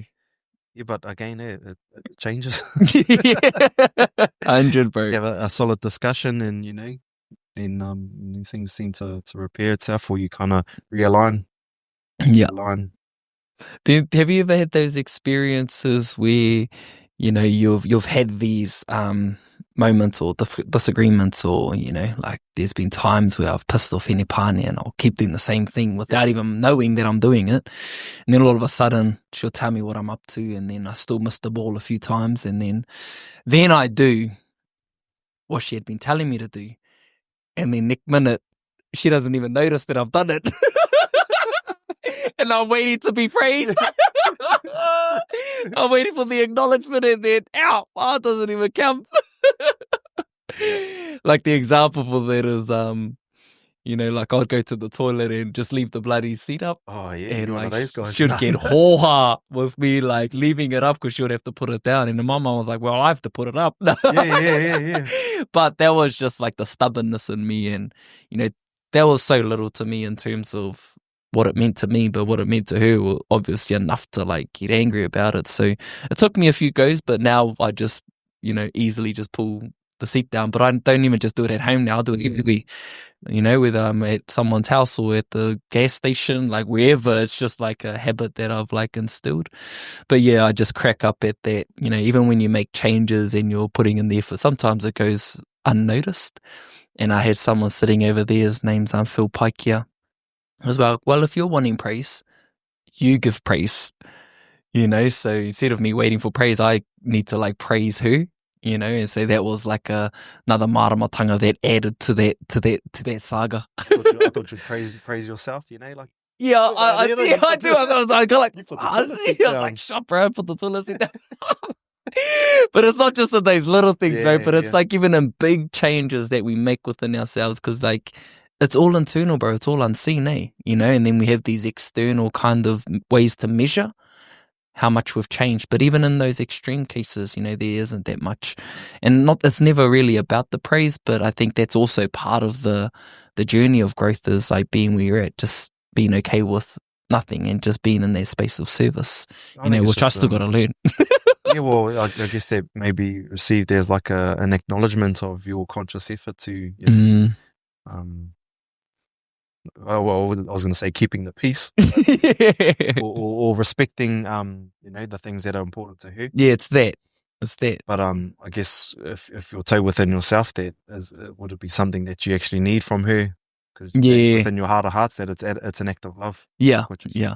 So, and I think that is like the majority of the time is that, it was just a funny thought that I was entertaining at times. It's like, you didn't even know. Yeah. Like that's just like a playful thing. But like at the end of it, it's like, it's cool to do things, to make your other half like feel appreciated or happy, even if it doesn't come back, as long as you know that you're doing something to mitigate those things. Yeah, like I guess in that situation too, like I really feel for Holly, because she wants to spend a lot of this time into her newfound passion of pottery and stuff like that, but the reality is that our boy's been crook from Kōrero, so the time that she can spend on the wheel, man, it's like not as much as that I'd like for her. Yeah, but she's really towing that, knowing that it is what it is. There's not much we can really do about that other than like prioritizing time for her to do when it comes, and actually really stepping away. Like really stepping away, just like ourselves. Like really, I think for males it's quite easy for us to really prioritize ourselves. That was the word that comes to my mind. Whereas I think the motherly intuition is the carer, right? Yeah, exactly. They last. They're keeping the house in order, full of aroha. Put their things aside for us. Absolutely. And so ultimately, like, it would be amazing for Tāne to be able to facilitate a space or put their wahine in a position where they don't have to worry about anything. I don't know, just moments in the day where they can just drop all responsibility. Yeah. Just drop out of all all the jobs that they have to do. And it's not even just like physical job. There's a lot of like mental activity around like, I got to do this for the kids. I got to do that. I got to do this. You know, it's a lot of that's actually quite exhausting outside of the doing part aspect. And that's just like observation from like me towards Hene Pānia, and like that's something that we're so aware of. And I think you're just completely right there though, bro, is like just creating that space, putting our things to the side to allow, you know, that rest and creativity, you know, just to take place. Because, bro, I'm very lucky to be with someone like Hene Pānia. Like, as much as I'd like her to put herself first, she'll always put everyone else first. And a good way that I will explain this, bro, is this just happened yesterday. So she made a coffee for both of us, and we only got one big glass. Yep.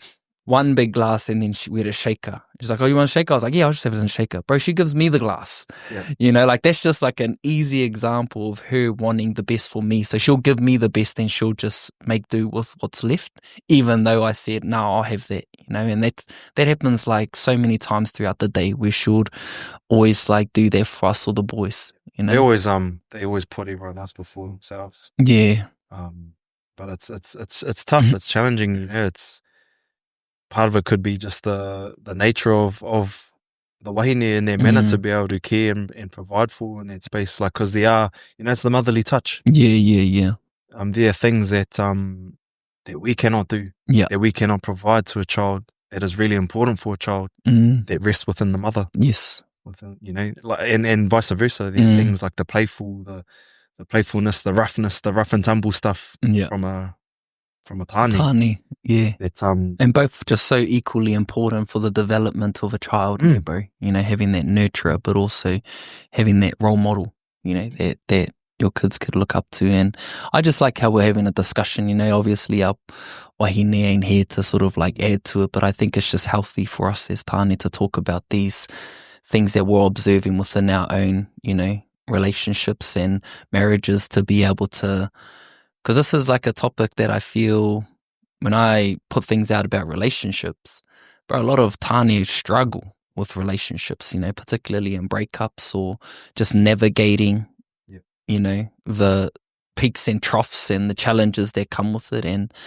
I think the thing that I'm most proud about for myself is just being able to take so many lessons from things that I've already gone through in past relationships, but to also have this element of effort and just trying, you know, because of how much things mean to me in terms of me and Hene Pānia.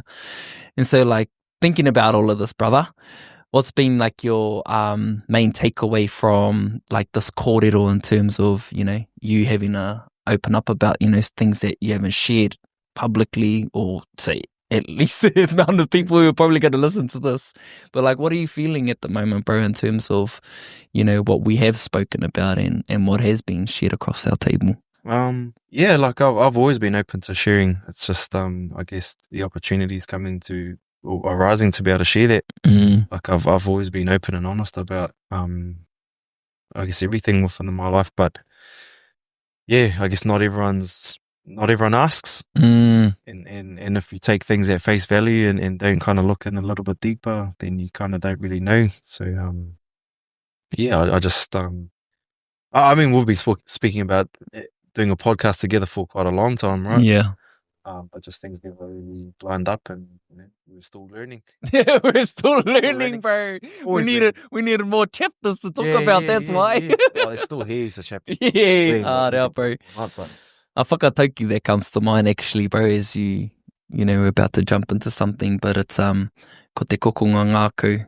Ko te kokonga o te whare ka kitea, ko te kokonga o te ngākau kore kitea, and that sort of like resonates like hard to that whole thing that you've been sharing around face value or don't judge a book by its cover. It's like you can see certain aspect of a person, but you don't know the person unless you actually take the time to have these kinds of intentional kōrero. And what is it like for you now, bro? Obviously you had a coffee cart, you talk to so many people.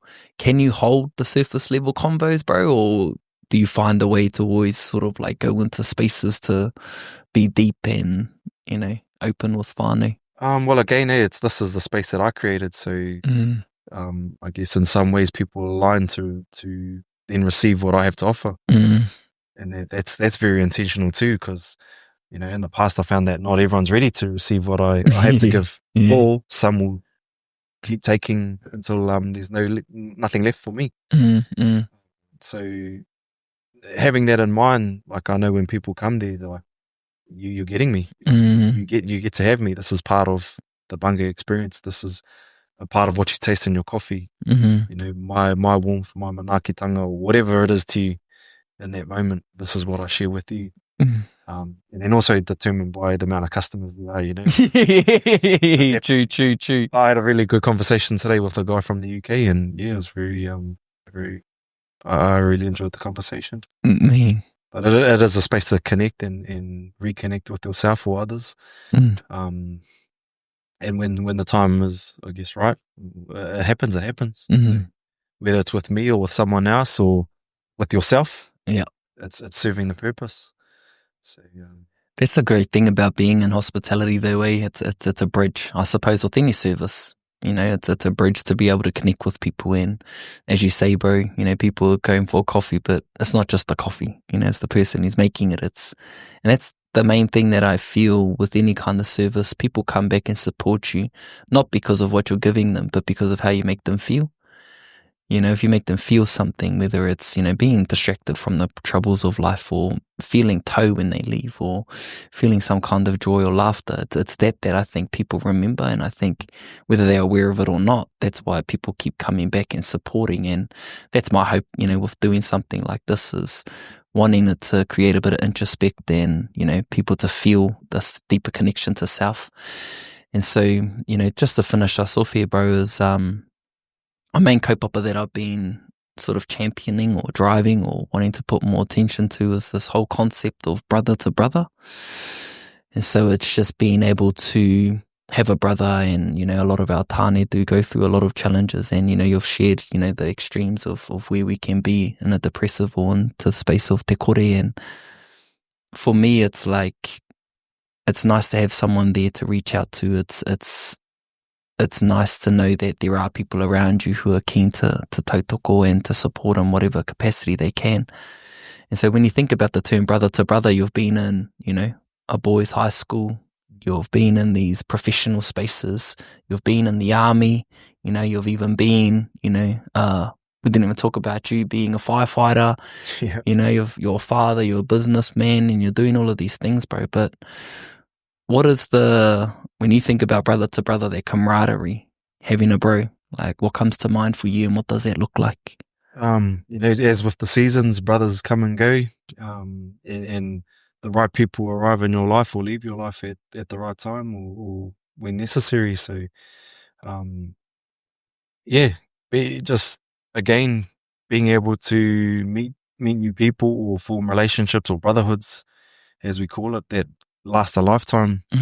And you have a lot of fond memories and respect for, I guess, the comradeship and the brotherhood that was provided in those moments. And those are things that you never forget, nor is it a bond that will ever be broken for, I guess, those versions or that part of your life. You know, because you move around, you move places, then you're now separated by distance, by not through connection. But there's always someone that enters your life that I guess the brotherhood grows. I never had there's a 15-year gap between me and my brother, so I never really got to grow up with them. All my brothers were my first cousins. Were a lot of my really close schoolmates.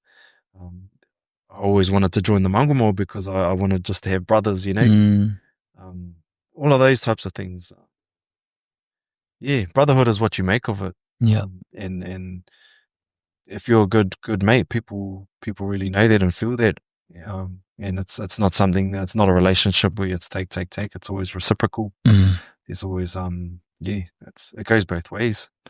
And what about, you know, if we're talking about, you know, our brother Tāne, who was perhaps in a space that was similar to where you visited, bro, or like maybe even just on the brink, or, just going through challenges mentally or whatever that may look like. You know, something might be going on within the relationship or something in between mahi, or just haven't really found their path. And the other concept of brother to brother is our conversation is acting as a way of being a brother towards that person going through that.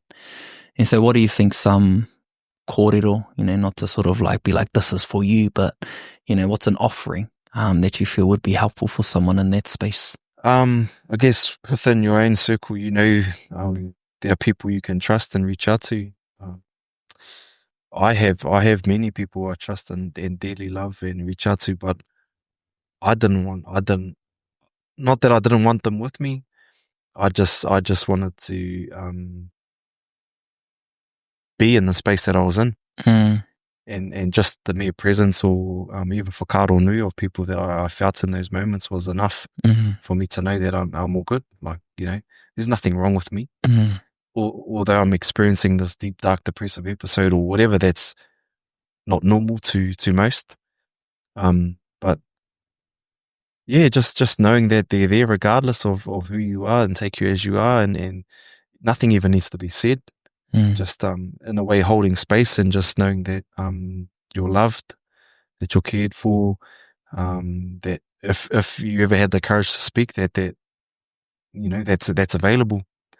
But in saying that too, like, you need to find someone that can talk about these things. Can be, you know, you can take a lot of people by surprise. Yeah, and it may not be the response you're after. So yeah. But people are there. People are willing to help. Or if you're just happy to feel it, just feel it. Allow yourself to feel it. Don't try and run away from it. Don't try and push away from it or want to end it. I guess it's a bit contradicting, because I went there, but But this is coming from a different place. I can feel, you know, like what I'm getting from it is not everyone's you. Yeah, that's right. And and you're aware of yourself in the way that you know how far you can take things, I suppose.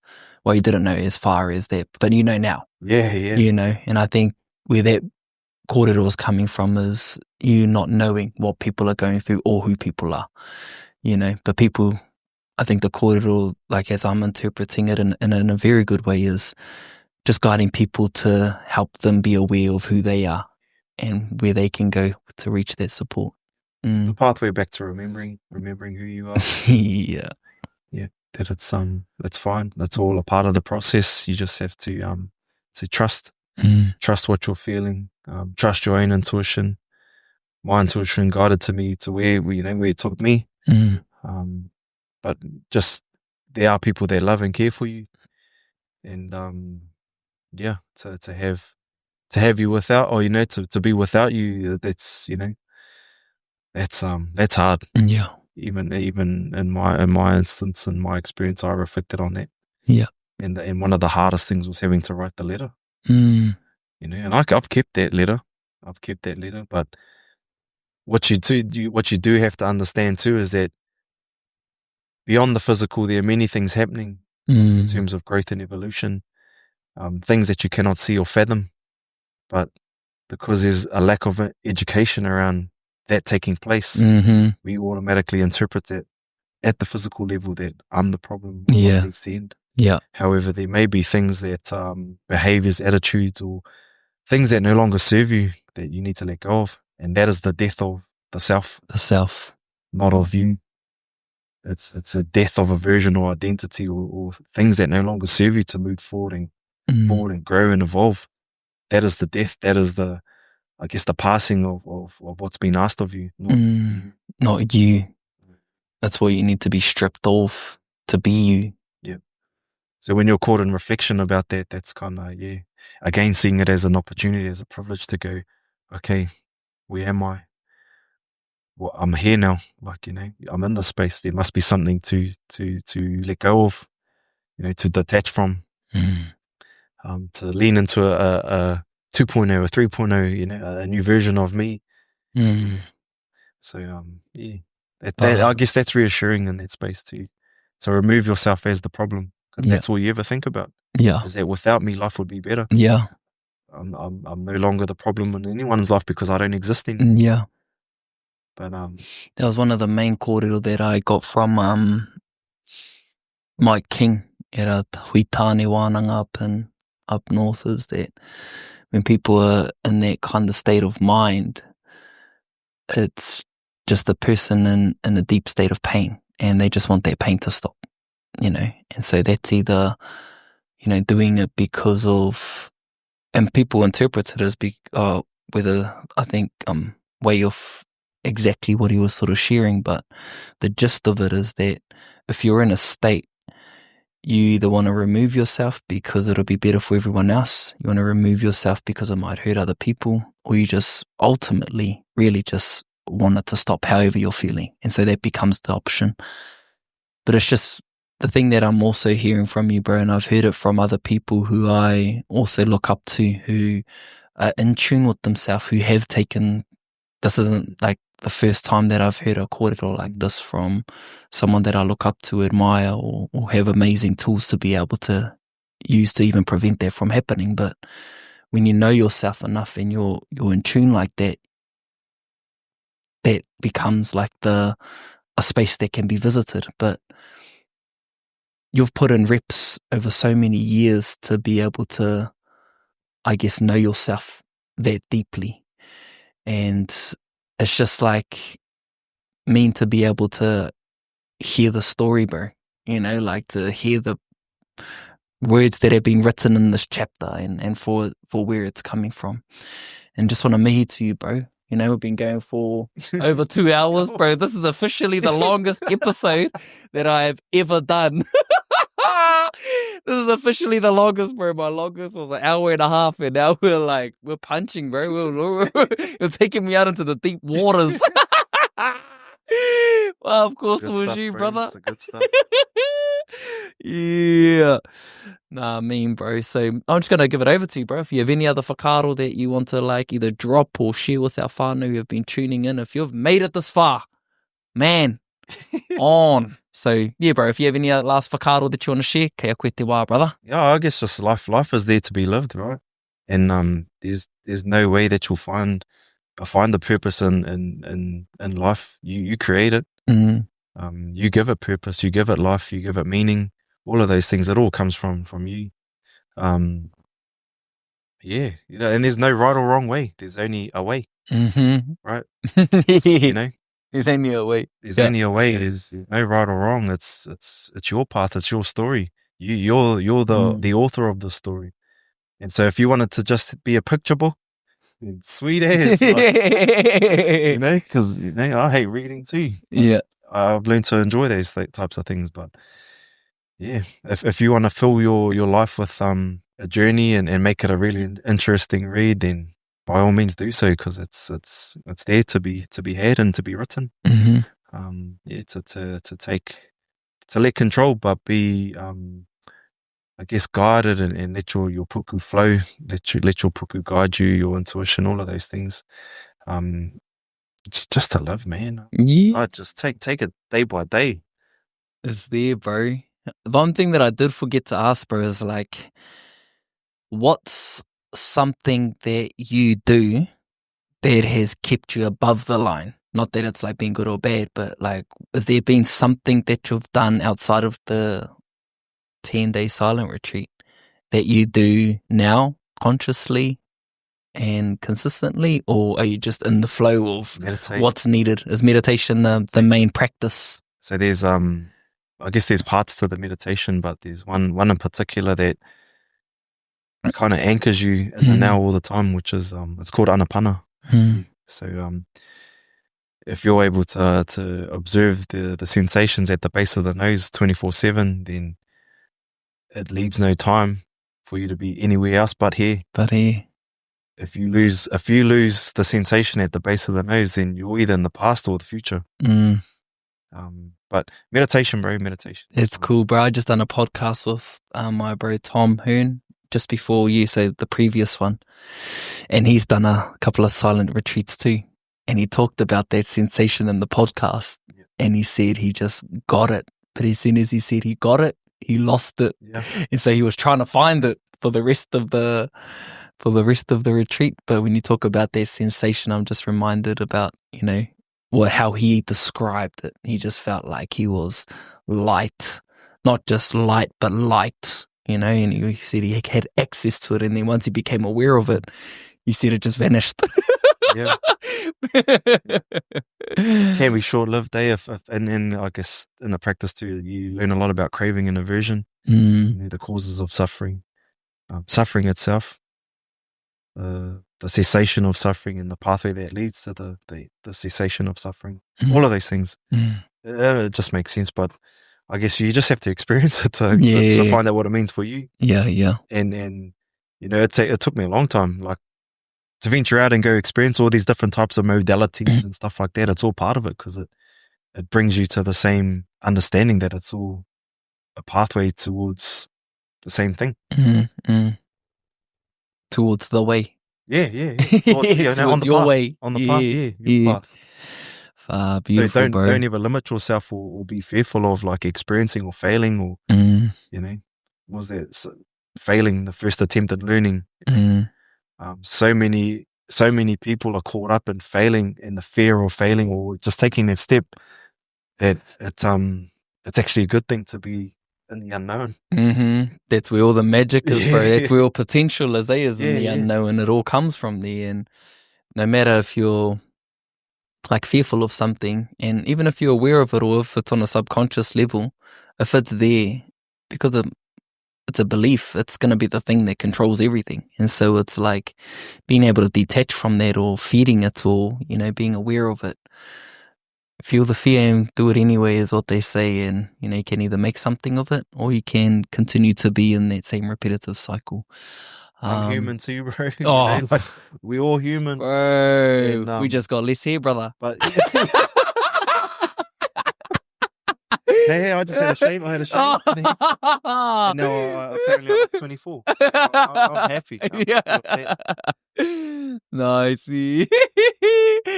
But I want to endorse that, bro. In terms of meditation, it's the one constant practice for myself. That and physical activity, is the thing that just keeps me going. It gives me the energy required, feeling that through my body. But what I know it does for me is it just frees up clarity in mind, as opposed to just not doing anything and just letting my state of mind consume me. As I like to be active, like to move, or like to sort of like watch what out. You'll crack up, because my last service, bro, I was actually at the point of like letting go of everything and just taking up a robe and an alms bowl and like living that monk life. Yeah. But it was actually like in the teachings too, the Buddha speaks of like, before you actually do all of that, you have to make sure your responsibilities are taken care of, which is looking after your parents, and your family, your kids, your wife, and all of that. Until all those are done, there's like no way you can do that. Yeah. Which is kind of contradicting, because if you know the Buddha story, he left his wife and his child. Yeah. To pursue enlightenment. Maybe that's his learning, though. Yeah, that's right. But again, it's an intellectual learning for us, right? Yeah, true. You won't know unless you actually you do it, eh? But whether you accept the wisdom of the Buddha and what he says about that before just being a monk. You'll be the Māori monk, bro. Yeah. And then we'll get you one of these books, bro. I was. Bro, you could literally write a book, G, straight up. What the crazy thing was, bro, was that like the people, like one of the ladies there, she's a really lovely lady. On my way out, heading home, bro, because I was actually going to stay for another 10 days. But I knew I had to go home and look after my family. Yeah. On my way out, the lady goes, just randomly, she said to me, there are 3 robes. One for winter, one for summer, and one for autumn and spring. That's what she said to me. What did you make of it? Oh, like exactly what I said. Like I was at the position. Oh. Like, yeah. And I didn't prompt her to say anything. Far out. That was her last, like, her departing. She probably just saw you just surrender into the life, bro. Oh, yeah, man. And that service, I had some crazy. It was actually myself and another French guy that went through this crazy. Far out, bro. We have to have another podcast for that one, cuz. Oh, I don't know. I don't want to spoil. I don't want to spoil. Oh, yeah. See, that's you, whakaaro nui, bro, thinking about people. got a little bit of a tease, you know. Yeah. And the thing that I'm like happy about, bro, is like, you know, for this kōrero to be coming out, you know, all of the colours that came with this kōrero, this kaupapa, you know, we've been going since 2019, you know, 6 years, and so there's capacity in the Planting Seeds podcast to facilitate, you know, wānanga and kōrero like this. And, you know, for the listeners who are tuning in as well, is like, it's I would assume, based on, unless they're very new listeners, you know, it's not new kōrero, but it is at the same time. And the only reason I say that is because there's safety within this tepu. And one of the things that a friend has shared with me before was that you can create a safe space, but it's only ever safe if the person is safe within themselves. First and foremost, you can't give that over to a person or a place. You have to like have that over yourself. And I wanted to share that because I also learnt this thing around, you know, you're either an observer or an absorber. And I just wanted to share this for our listeners or viewers, is that if there's any kōrero in here that has been quite heavy, just know that you don't have to absorb that kōrero. You can just observe it and let it be and let it rest. And for those who have received something from it, absorb it, take it in. But anything that doesn't belong, just keep it here, just because of the nature of what has been shared. And so, yeah, bro, I think we're going to finish off there, bro. I just want to thank you so much for your bravery, bro, your courage, for being a good friend, for just your receivership, bro. That's something that I just feel is just so clear to me around just the person that you are. I wouldn't say you float, but you're just open, you know, to the experience, to the possibilities. And that's through conversations, that's through even just how you're able to receive an idea and be the vessel that allows to bring it into fruition. So there's so many gifts about you, Pāpā, and I'm just so grateful that we've shared parts of your chapters, you know, on this table, and have been able to initiate the wānanga. You know, you've taken us to a new level, a new taumata, you know, a new rangi.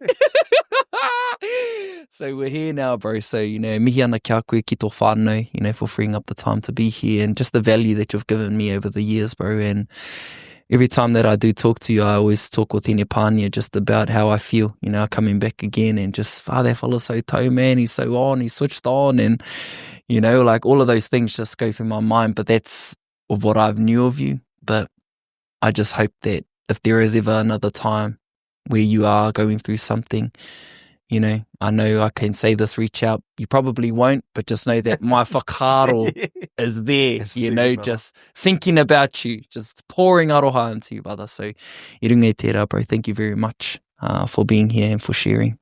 No, mihi ana kia koe, brother. In 2019, bro. Planting Seeds, 2019. Yes, brother. That's, we got some garden beds out there, brother. Oh, yeah, no, let's... pretty sure we're like smelling flowers now. Yeah, there's some hua, bro. There's some hua. There's some hua, yeah. But man, I thank you, brother, and yeah, likewise. Really appreciate you and your friendship and opportunity to share my story, or part of my story. Just a couple of chapters. Yeah. Yeah, and I've always been proud of what you've been up to and all the things, and if this helps people and helps them to understand and put words to what they're experiencing, then I guess we're helping people in a way. But no, thank you, brother. Thank you so much for having me here. Beautiful, brother. One person, bro, is just all we need. Well, it's not that we need, but that's the intention here, bro. You know, and that's out there. It's there for whoever to receive. And bro, because by recent learning, you know, just to like finish us off, not that I think we're just in a rambling sort of like mode now, brother. But it's like, you know, there was this whole thing with me of like, you know, wanting to get to 100,000 followers on Instagram. That was like a goal and outcome. And then I had this like mean shift, and I was just like, bro, what am I even up to? You know, like have the intention of just serving just one person a day in. That created such a radical shift, bro, in how I moved and how I did things, because although I was putting out content that I was wanting to create value for, but if it wasn't 100,000, I was missing those ones that it was actually resonating with, bro. And so just bringing it back and just being like, bro, if just one person, like, and with pure intention, if one person gets value from me as a person, not just from content, because it happens in multiple interactions throughout, you know, my day, then far out, that just fills the cup. And so I just wanted to like leave that there as we wrap it up. So to you watching, if you're the one, intention fulfilled for me and the bro. So I runga I tērā, tēnā koutou, my brother, tēnā koe. Nui te aroha, brother. Nui te aroha. Nui! 2.5 hours, bro. Shit.